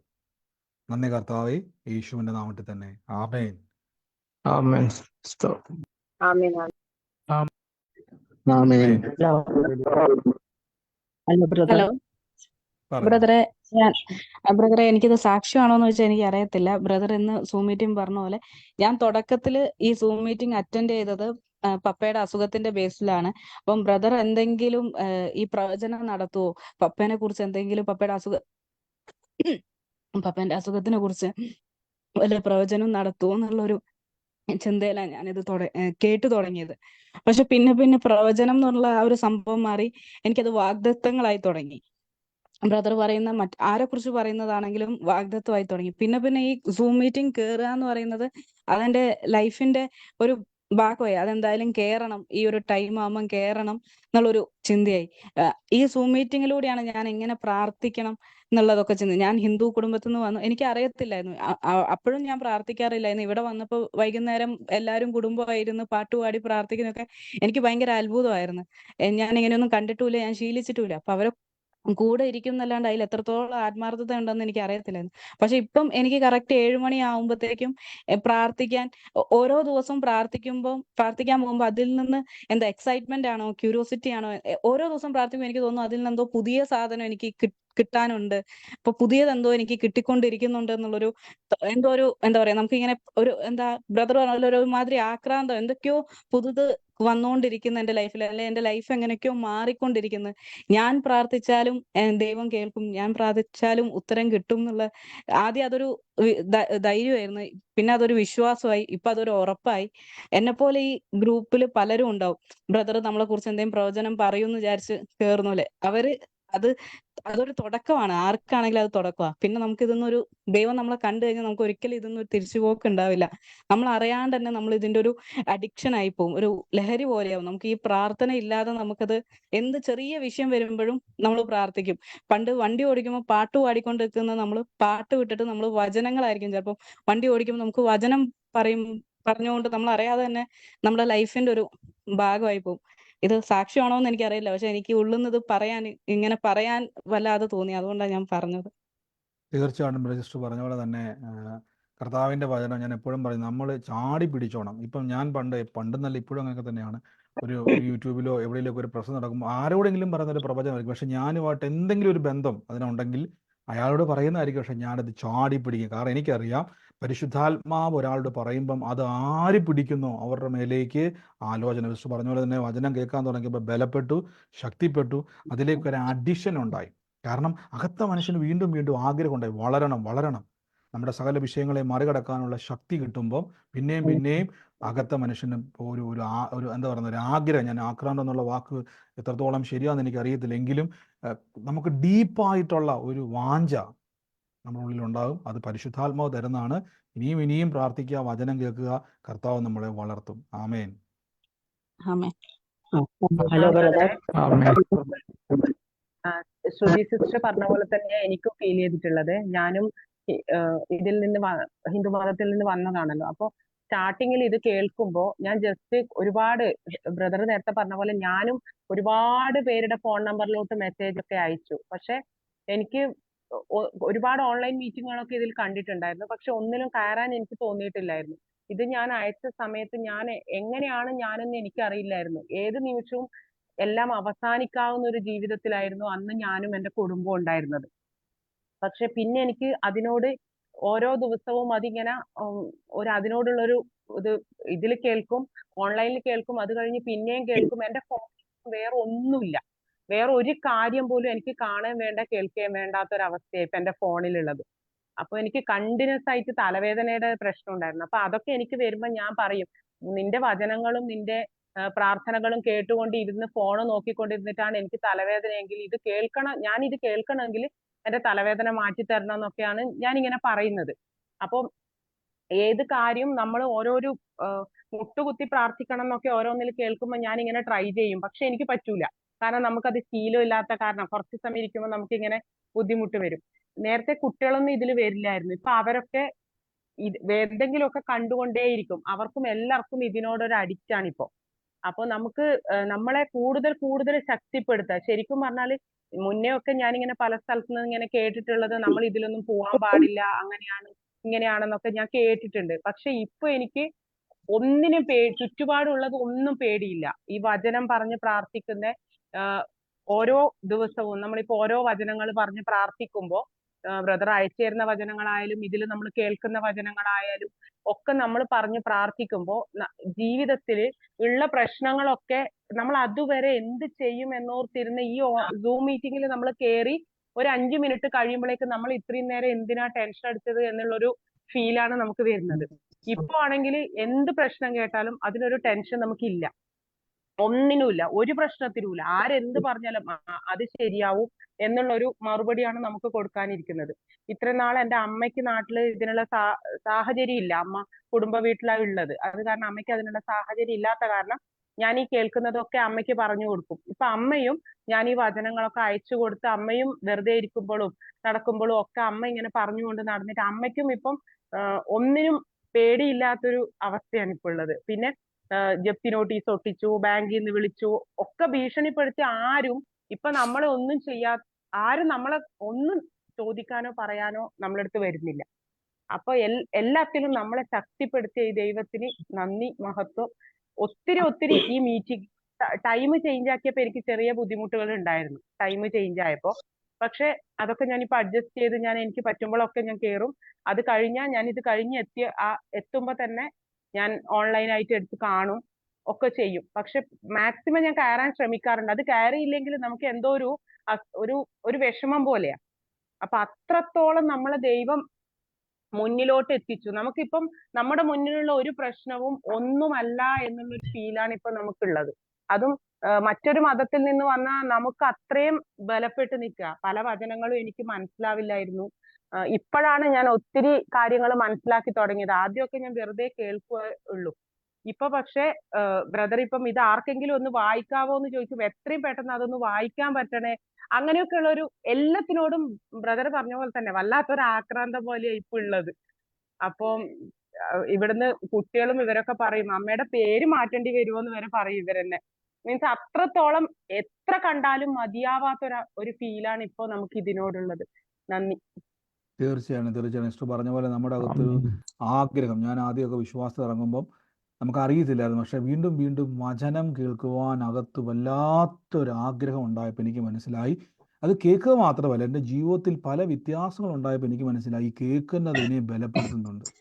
ഇത് വെറുതെ ഉള്ള വചനമല്ല, എൻ്റെ അകത്തുനിന്ന് ആരോ ആ വചനത്തെ ഏറ്റെടുത്ത് എൻ്റെ ജീവിതത്തെ മാറ്റിമറിക്കുന്ന പ്രവർത്തികൾ നടക്കുന്നപ്പോൾ എനിക്ക് മനസ്സിലായി ഇത് കൂടുതൽ കേൾക്കുമ്പോൾ കൂടുതൽ എക്സ്പീരിയൻസ് എനിക്കുണ്ടാകും. ഇനിയും വർദ്ധിക്കട്ടെ. ഇസ്രായേൽ കുടുംബത്തെ അനുഗ്രഹിക്കുന്നു. അനേകർക്കൊരു അനുഗ്രഹമാക്കി ദൈവം മാറ്റും. ആമേൻ. കർത്താവ് അനുഗ്രഹിക്കട്ടെ. മറ്റാരെങ്കിലും ഉണ്ടോ സാക്ഷ്യം? ബ്രദറെ, ഒരാഴ്ച പറഞ്ഞു. മുൻപ് ബ്രദർ പറഞ്ഞില്ലേ ഷൈല എന്ന വ്യക്തി നിങ്ങളെ വേദനിപ്പിച്ച ഷൈലയെ കർത്താവ് തൊടുന്നു. അതെന്റെ ഭർത്താവിന്റെ സഹോദരന്റെ ഭാര്യയാണ്. ഞങ്ങള് ഭയങ്കര വിഷമത്തിലായി. ഞങ്ങളൊന്നും അവരോട് ഒരു ഇതിനും പോയില്ല. പക്ഷെ അവരാണ് ഞങ്ങള് 7 വർഷമായി ഞാൻ ആ വീട്ടിൽ കാലി ചോദിച്ചിട്ട്. ഇന്ന് എന്റെ മോന്റെ കല്യാണ കാർഡ് കൊണ്ട് ഞാനും എന്റെ ഭർത്താവും കൂടി പോയി. ഞങ്ങൾ അവിടെ പോയി സന്തോഷമായി തിരിച്ചു വന്നു. ആമേൻ. തീർച്ചയായിട്ടും കർത്താവെ, ആലോചനയിൽ ദൈവം വിശ്വസ്തനാണല്ലോ. കർത്താവ് വർഷങ്ങളായി കർത്താവെ പിണങ്ങി നിന്ന അവസ്ഥകളെ ദൈവം മാറ്റി. എന്ന് പറഞ്ഞതുപോലെ സന്തോഷത്തോടെ ചേരുവാൻ കർത്താവ് ആ വിഷയത്തെ തൊട്ടതിന് നന്ദി. യേശുവിൻ്റെ നാമത്തിൽ തന്നെ. ആമേൻ. ആമേൻ.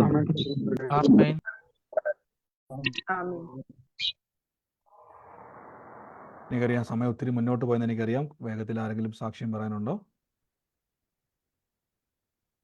ഹലോ, പറഞ്ഞു സിസ്റ്ററെ. ഇന്നലെ ബ്രദർ ഒരു പ്രവചനം പറഞ്ഞിരുന്നു. അത് ആരും അതിനെ കുറിച്ചൊന്നും പറഞ്ഞില്ല. അപ്പൊ അത് എന്റെ ഒക്ടോബർ 14 ജനിച്ച ഒരു വ്യക്തിയുടെ കാര്യം. അത് മകന്റെ കൊച്ചാണ്. ഇന്നലെ ആരൊന്നും പറഞ്ഞില്ല. അപ്പൊ അത് എനിക്ക് തന്നെ മനസ്സിലായി. മകന്റെ കൊച്ച് ഒക്ടോബർ 14 ജനിച്ചത്. പിന്നെ കഴിഞ്ഞ ആഴ്ചയില് ബ്രദർ പറഞ്ഞു ജോർജ് എന്ന മകന് വയറ് സംബന്ധമായിട്ടുള്ള അസുഖത്തിന് സൗഖ്യം കിട്ടിയതിന്റെ കാര്യം. അപ്പൊ അത് എൻ്റെ സഹോദരനാണ്. അവൻ ഇന്ന് വിളിച്ചിരുന്നു, ഹോസ്പിറ്റലിൽ തന്നെ വിളിച്ചത്. പക്ഷെ ഞാൻ മകൻ മരിക്കും എന്നുള്ള രീതിയിലായിരുന്നു അവൻ്റെ. അത്ര വലിയ ബുദ്ധിമുട്ടായിരുന്നു അവന്. പക്ഷെ ഇന്ന് അവൻ വിളിച്ച് സംസാരിച്ചപ്പോൾ ആദ്യം ഉണ്ടായിരുന്നേക്കാളും വലിയ ആവേശം, ശബ്ദത്തിലും ശക്തിയിലുമാണ്, ആരോഗ്യത്തിലുമാണ് അവൻ സംസാരിച്ചത്. അപ്പൊ അത് രണ്ടും ഇതാണ്. അപ്പൊ മകന്റെ കൊച്ചിനെ കുറിച്ചുള്ള ഒക്ടോബർ 14 എന്നുള്ളത് അത് പ്രവചനം എന്താന്നുള്ളത് ബ്രദർ പറഞ്ഞില്ല. പിന്നെ സ്ഥലം വിറ്റ് ഇവിടുന്ന് വീട് വിട്ട് പോണതിന്റെ കാര്യം പറഞ്ഞതിൽ ഒരാള് ഞാനും കൂടിയാണ്. കാരണം 2016 മുതൽ ഞങ്ങളിവിടെ ഇത് വിൽക്കാനായിട്ട് നോക്കിക്കൊണ്ടിരിക്കുന്നതാണ്. ഞാൻ പറഞ്ഞിരുന്നു ബ്രദറിനോട് ഒരു കേസിന്റെ കാര്യം, വഴി സംബന്ധമായ കേസ്. അത് ഞങ്ങൾക്ക് അനുകൂലമായിട്ട് ജയിച്ചിട്ടുണ്ട് ചെറിയൊരു രീതിയില്. അതിന്റെ ഇതിന്റെ കോപ്പി ഞങ്ങൾക്ക് ഇന്നലെ കിട്ടിയിട്ടുള്ളൂ. അപ്പൊ അതിന് ഞങ്ങൾക്ക് ബൗണ്ടറി തിരിച്ചും കഴിഞ്ഞിട്ട് ഞങ്ങളുടെ ഒരു മതില് കെട്ടി അതിന് ശേഷം ഇവിടുന്ന് മാറണമെന്നുള്ളതാണ് ഞങ്ങളുടെ. എനിക്കല്ല, എനിക്ക് ആദ്യം ഉണ്ടായിരുന്നു. പക്ഷെ എനിക്ക് ഇപ്പൊ ഒരു ബ്രദറിന്റെ ഈ പ്രയറിൽ ഞാൻ കൂടിയതിനു ശേഷം എനിക്ക് ആത്മധൈര്യം, വിശ്വാസം ഒക്കെ ഉണ്ട്. ഞങ്ങൾ ദൈവം ഇവിടെ നട്ടതാണെങ്കിൽ ഞങ്ങൾ ഇവിടെ തന്നെ വളർത്തുമെന്നുള്ളത്. അപ്പൊ മകനും 2 ദിവസം മുമ്പ് വന്നിരുന്നു. അപ്പൊ മകൻ പറഞ്ഞു നമുക്ക് എത്രയും പെട്ടെന്ന് ഇവിടുന്ന് ഈ മതിൽ കെട്ടി തീർന്നിട്ട് നമ്മൾ പോകണമെന്ന്. അവർക്ക് ആർക്കും ഇവിടെ താമസിക്കാനായിട്ട് ഇഷ്ടമില്ല. 2010 ഞങ്ങളിവിടെ വന്നത്. 2010 ഈ കേസ് ഉണ്ടായത്. ഈ വർഷം 2024 കേസിന് വിധി വന്നത്. ബ്രദറിന് അതിന് വേണ്ടി ഞങ്ങൾക്ക് പ്രാർത്ഥിക്കണം. എല്ലാം സമാധാനമായിട്ട് തീർച്ചയായിട്ടും പ്രിയ ആൻറ്റി പറഞ്ഞു. കഴിഞ്ഞ ദിവസം ആരും എത്ര പേര് കേട്ടായിരുന്നു ഒക്ടോബർ 14 ചെറിയ കുഞ്ഞിനെ കർത്താവ് തൊടുവാന്നുള്ളത്? എത്ര പേരത് കേട്ടായിരുന്നു ആലോചന? കേട്ടു. ആമേൻ. രണ്ടാമത് ഇന്ന് പ്രിയ ആൻറ്റി പറഞ്ഞൊരു സാക്ഷിയുണ്ട്. ജോർജ് എന്ന് പറയുന്ന ഒരാളെ കർത്താവ് തൊടുന്നു, ദൈവം അത്ഭുതം ചെയ്യുന്നു എന്ന് പറഞ്ഞു. ഇപ്പം പ്രിയ ആൻറ്റി സാക്ഷ്യം പറഞ്ഞു. ഹോസ്പിറ്റലിലായിരുന്നു, അത് നമുക്ക് അറിയത്തില്ല. പക്ഷേ ഇപ്പോൾ വിളിച്ചിട്ട് പറഞ്ഞു അതിശക്തമായിട്ട് തന്നെ സന്തോഷത്തോടെ മനുഷ്യൻ സംസാരിച്ചു. അതിൻ്റെ അർത്ഥം ദൈവം തൊട്ടു എന്ന് പറയുന്ന സമയത്ത് ഹോസ്പിറ്റലിലായിരുന്ന ആൾ നമുക്കറിയത്തില്ല. പക്ഷേ ഞാനൊരു കാര്യം പറയാം, നിങ്ങൾ പ്രാർത്ഥിക്കുമ്പോൾ നിങ്ങളുടെ കുടുംബത്തിലുള്ള സകലരെയും യേശു അനുഗ്രഹിക്കാൻ പ്ലാൻ. അതുകൊണ്ടാണ് ബൈബിൾ പറഞ്ഞിരിക്കുന്നത് കർത്താവിൽ വിശ്വസിച്ചാൽ നീയും നിന്റെ കുടുംബവും രക്ഷ പ്രാപിക്കും എന്ന് പറഞ്ഞത്. അത്ഭുത സൗഖ്യത്തിന് നന്ദി. ആ മകനെ പറ്റി ദൈവം ആലോചന പറഞ്ഞത് കർത്താവ് വേറൊന്നുമല്ല, അവനെ ദൈവം അനുഗ്രഹിക്കാൻ പോകണം. അവൻ്റെ ജീവിതത്തിൽ അവനെ കാണുന്നവൻ അതിശയിക്കുന്ന രീതിയിൽ ദൈവം കുഞ്ഞിനെ മാനിക്കുകയും അവൻ്റെ വളർച്ചയിലൊക്കെയും ദൈവത്താലാണ് അവൻ വളരുന്നതെന്ന് കാണത്തക്കവണ്ണം കർത്താവ് കുഞ്ഞിനെ അനുഗ്രഹിക്കും. അതുകൊണ്ടാണ് കർത്താവിന് ഒക്ടോബർ 14 ജനിച്ചൊരു കുഞ്ഞിനെ ദൈവം തൊടുന്നു എന്ന് പറയുമ്പം ദൈവത്തിന് അറിയാം. ഞാൻ എന്തുകൊണ്ടാണ് കർത്താവ് ഇങ്ങനെ ഡേറ്റുകളും പേരുകളും വ്യക്തികളും സാഹചര്യങ്ങളൊക്കെ പറഞ്ഞു നിങ്ങൾ വിശ്വസിക്കാൻ. ഇപ്പം ഞാനൊരു എന്നിലൂടെ ഇപ്പോൾ ഒരു കാര്യം വെളിപ്പെടുത്തുമ്പോൾ, ദൈവം ഒരു കാര്യം വെളിപ്പെടുത്തുമ്പം അത് നിങ്ങളെ വിശ്വസിപ്പിക്കുക. ദൈവത്തിന് അത് വിശ്വസിക്കേണ്ട കാര്യമില്ല. ദൈവം അത് ചെയ്യുന്ന ആളാണ്. നമ്മളെ ഉറപ്പിക്കുക. അപ്പം തലമുറയെ ഓർത്തിന് പറയണം, ആ കുഞ്ഞിനെ ഓർത്ത് ഒരു ഭാരവും വേണ്ട, ദൈവം അവനെ അനുഗ്രഹമാക്കി മാറ്റും എന്ന് പറഞ്ഞോണം. ഏറ്റവും നല്ലൊരു കുഞ്ഞായിട്ട് കർത്താവ് അവനെ മാറ്റും. കർത്താവ് അനുഗ്രഹിക്കട്ടെ യേശുവിൻ്റെ നാമത്തിൽ തന്നെ. മറ്റു വിഷയങ്ങളൊക്കെയും ദൈവം അത്ഭുതം ചെയ്യും. കാര്യം ദൈവം തൊടാൻ തുടങ്ങിയാൽ എല്ലാ കാര്യങ്ങളും ദൈവം പ്രവർത്തിക്കാൻ തുടങ്ങും. ആമേൻ. സ്തോത്രം. ആമേൻ. ആമേൻ. ആമേൻ. ആമേൻ. കർത്താവ് അനുഗ്രഹിക്കട്ടെ. മറ്റാരും വല്ലതും ഉണ്ടോ? മറ്റാരുമില്ലാന്ന് ഞാൻ വിശ്വസിക്കുന്നു. നമുക്ക് ഒരുമിച്ച് കർത്താവിൻ്റെ സന്നിധിയിൽ വിശ്വാസ പ്രഖ്യാപനങ്ങൾ ഏറ്റുപറ. മ്യൂട്ട് മാറ്റിയത് പറയാൻ വേണ്ടിയാണോ? അല്ല എന്ന് വിശ്വസിക്കുന്നു. നമുക്ക് ഒരുമിച്ച് വിശ്വാസ പ്രഖ്യാപനങ്ങൾ ഏറ്റുപറയാം. വൻ കാര്യങ്ങളെ കർത്താവ് ചെയ്യും. ഞാൻ എപ്പോഴും പറഞ്ഞ പോലെ തന്നെ ഈ മെസ്സേജ് തന്നെയും പിന്നെയും കേൾക്കുന്ന ആൾക്കാരുണ്ട്, തന്നെയും പിന്നെ പറഞ്ഞാൽ വീണ്ടും വീണ്ടും കേൾക്കുന്നവരുണ്ട്. നിങ്ങളെ ഞാൻ പ്രോത്സാഹിപ്പിക്കുന്നു, വീണ്ടും വീണ്ടും വീണ്ടും വചനം കേൾക്കുക. എന്തിനാണെന്ന് പറയുക, നമ്മളിപ്പോൾ പറയുന്ന വചനങ്ങൾ ഞാനും കേൾക്കും. കാരണം ഇത് ഞാൻ പറയുന്നത് കൊണ്ടല്ല, ദൈവാത്മാവ് ഈ വചനം തരുന്നത് കൊണ്ട് ഞാനെന്ന വ്യക്തിക്കും നിങ്ങൾക്കും എല്ലാം അനുഗ്രഹം. വചനം ഞാൻ കൂടുതൽ കേൾക്കും. കാരണം എനിക്ക് അകത്ത മനുഷ്യൻ ബലം പ്രാപിക്കണം. ഞാൻ പുറമേ മനുഷ്യൻ ആഹാരം കൊടുത്താൽ കുറേ കഴിയുമ്പോൾ എന്ത് ചെയ്യും? ഈ ആഹാരം കഴിച്ച് ഞാൻ പുഷ്ടി പ്രാപിക്കും. പക്ഷെ എൻ്റെ അകത്ത മനുഷ്യൻ ബലം പ്രാപിച്ചാൽ അത്ഭുതങ്ങളുടെ അന്തരീക്ഷം ഉണ്ടായി വരും. ആമേൻ. കർത്താവ് അനുഗ്രഹിക്കട്ടെ. നമുക്ക് ഒരുമിച്ച് വിശ്വാസ പ്രഖ്യാപനങ്ങൾ ഏറ്റു പറയാം. സൗണ്ടുകളെ മ്യൂട്ട് ചെയ്യുക. നിങ്ങൾ ആയിരിക്കുന്ന സ്ഥലത്തിരുന്നുകൊണ്ട് കർത്താവെ എനിക്ക് തന്നതിനായി നന്ദി പറഞ്ഞുകൊണ്ട്. ദൈവം നമ്മുടെ നടുവിൽ ചെയ്ത അത്ഭുതങ്ങളെ മറക്കരുത്. ഓർക്കണം, ബലപ്പെടണം, ശക്തിപ്പെടണം. യേശു ജീവിക്കുന്നത് കൊണ്ട് കർത്താവിൻ്റെ കൃപയാൽ ഇനിയും പ്രവൃത്തികൾ ഉണ്ടാവും. സൗണ്ടുകളെ മ്യൂട്ട് ചെയ്തിട്ട് കർത്താവ് എനിക്കിത് തന്നതിനായി നന്ദി പറഞ്ഞുകൊണ്ട് എല്ലാവരും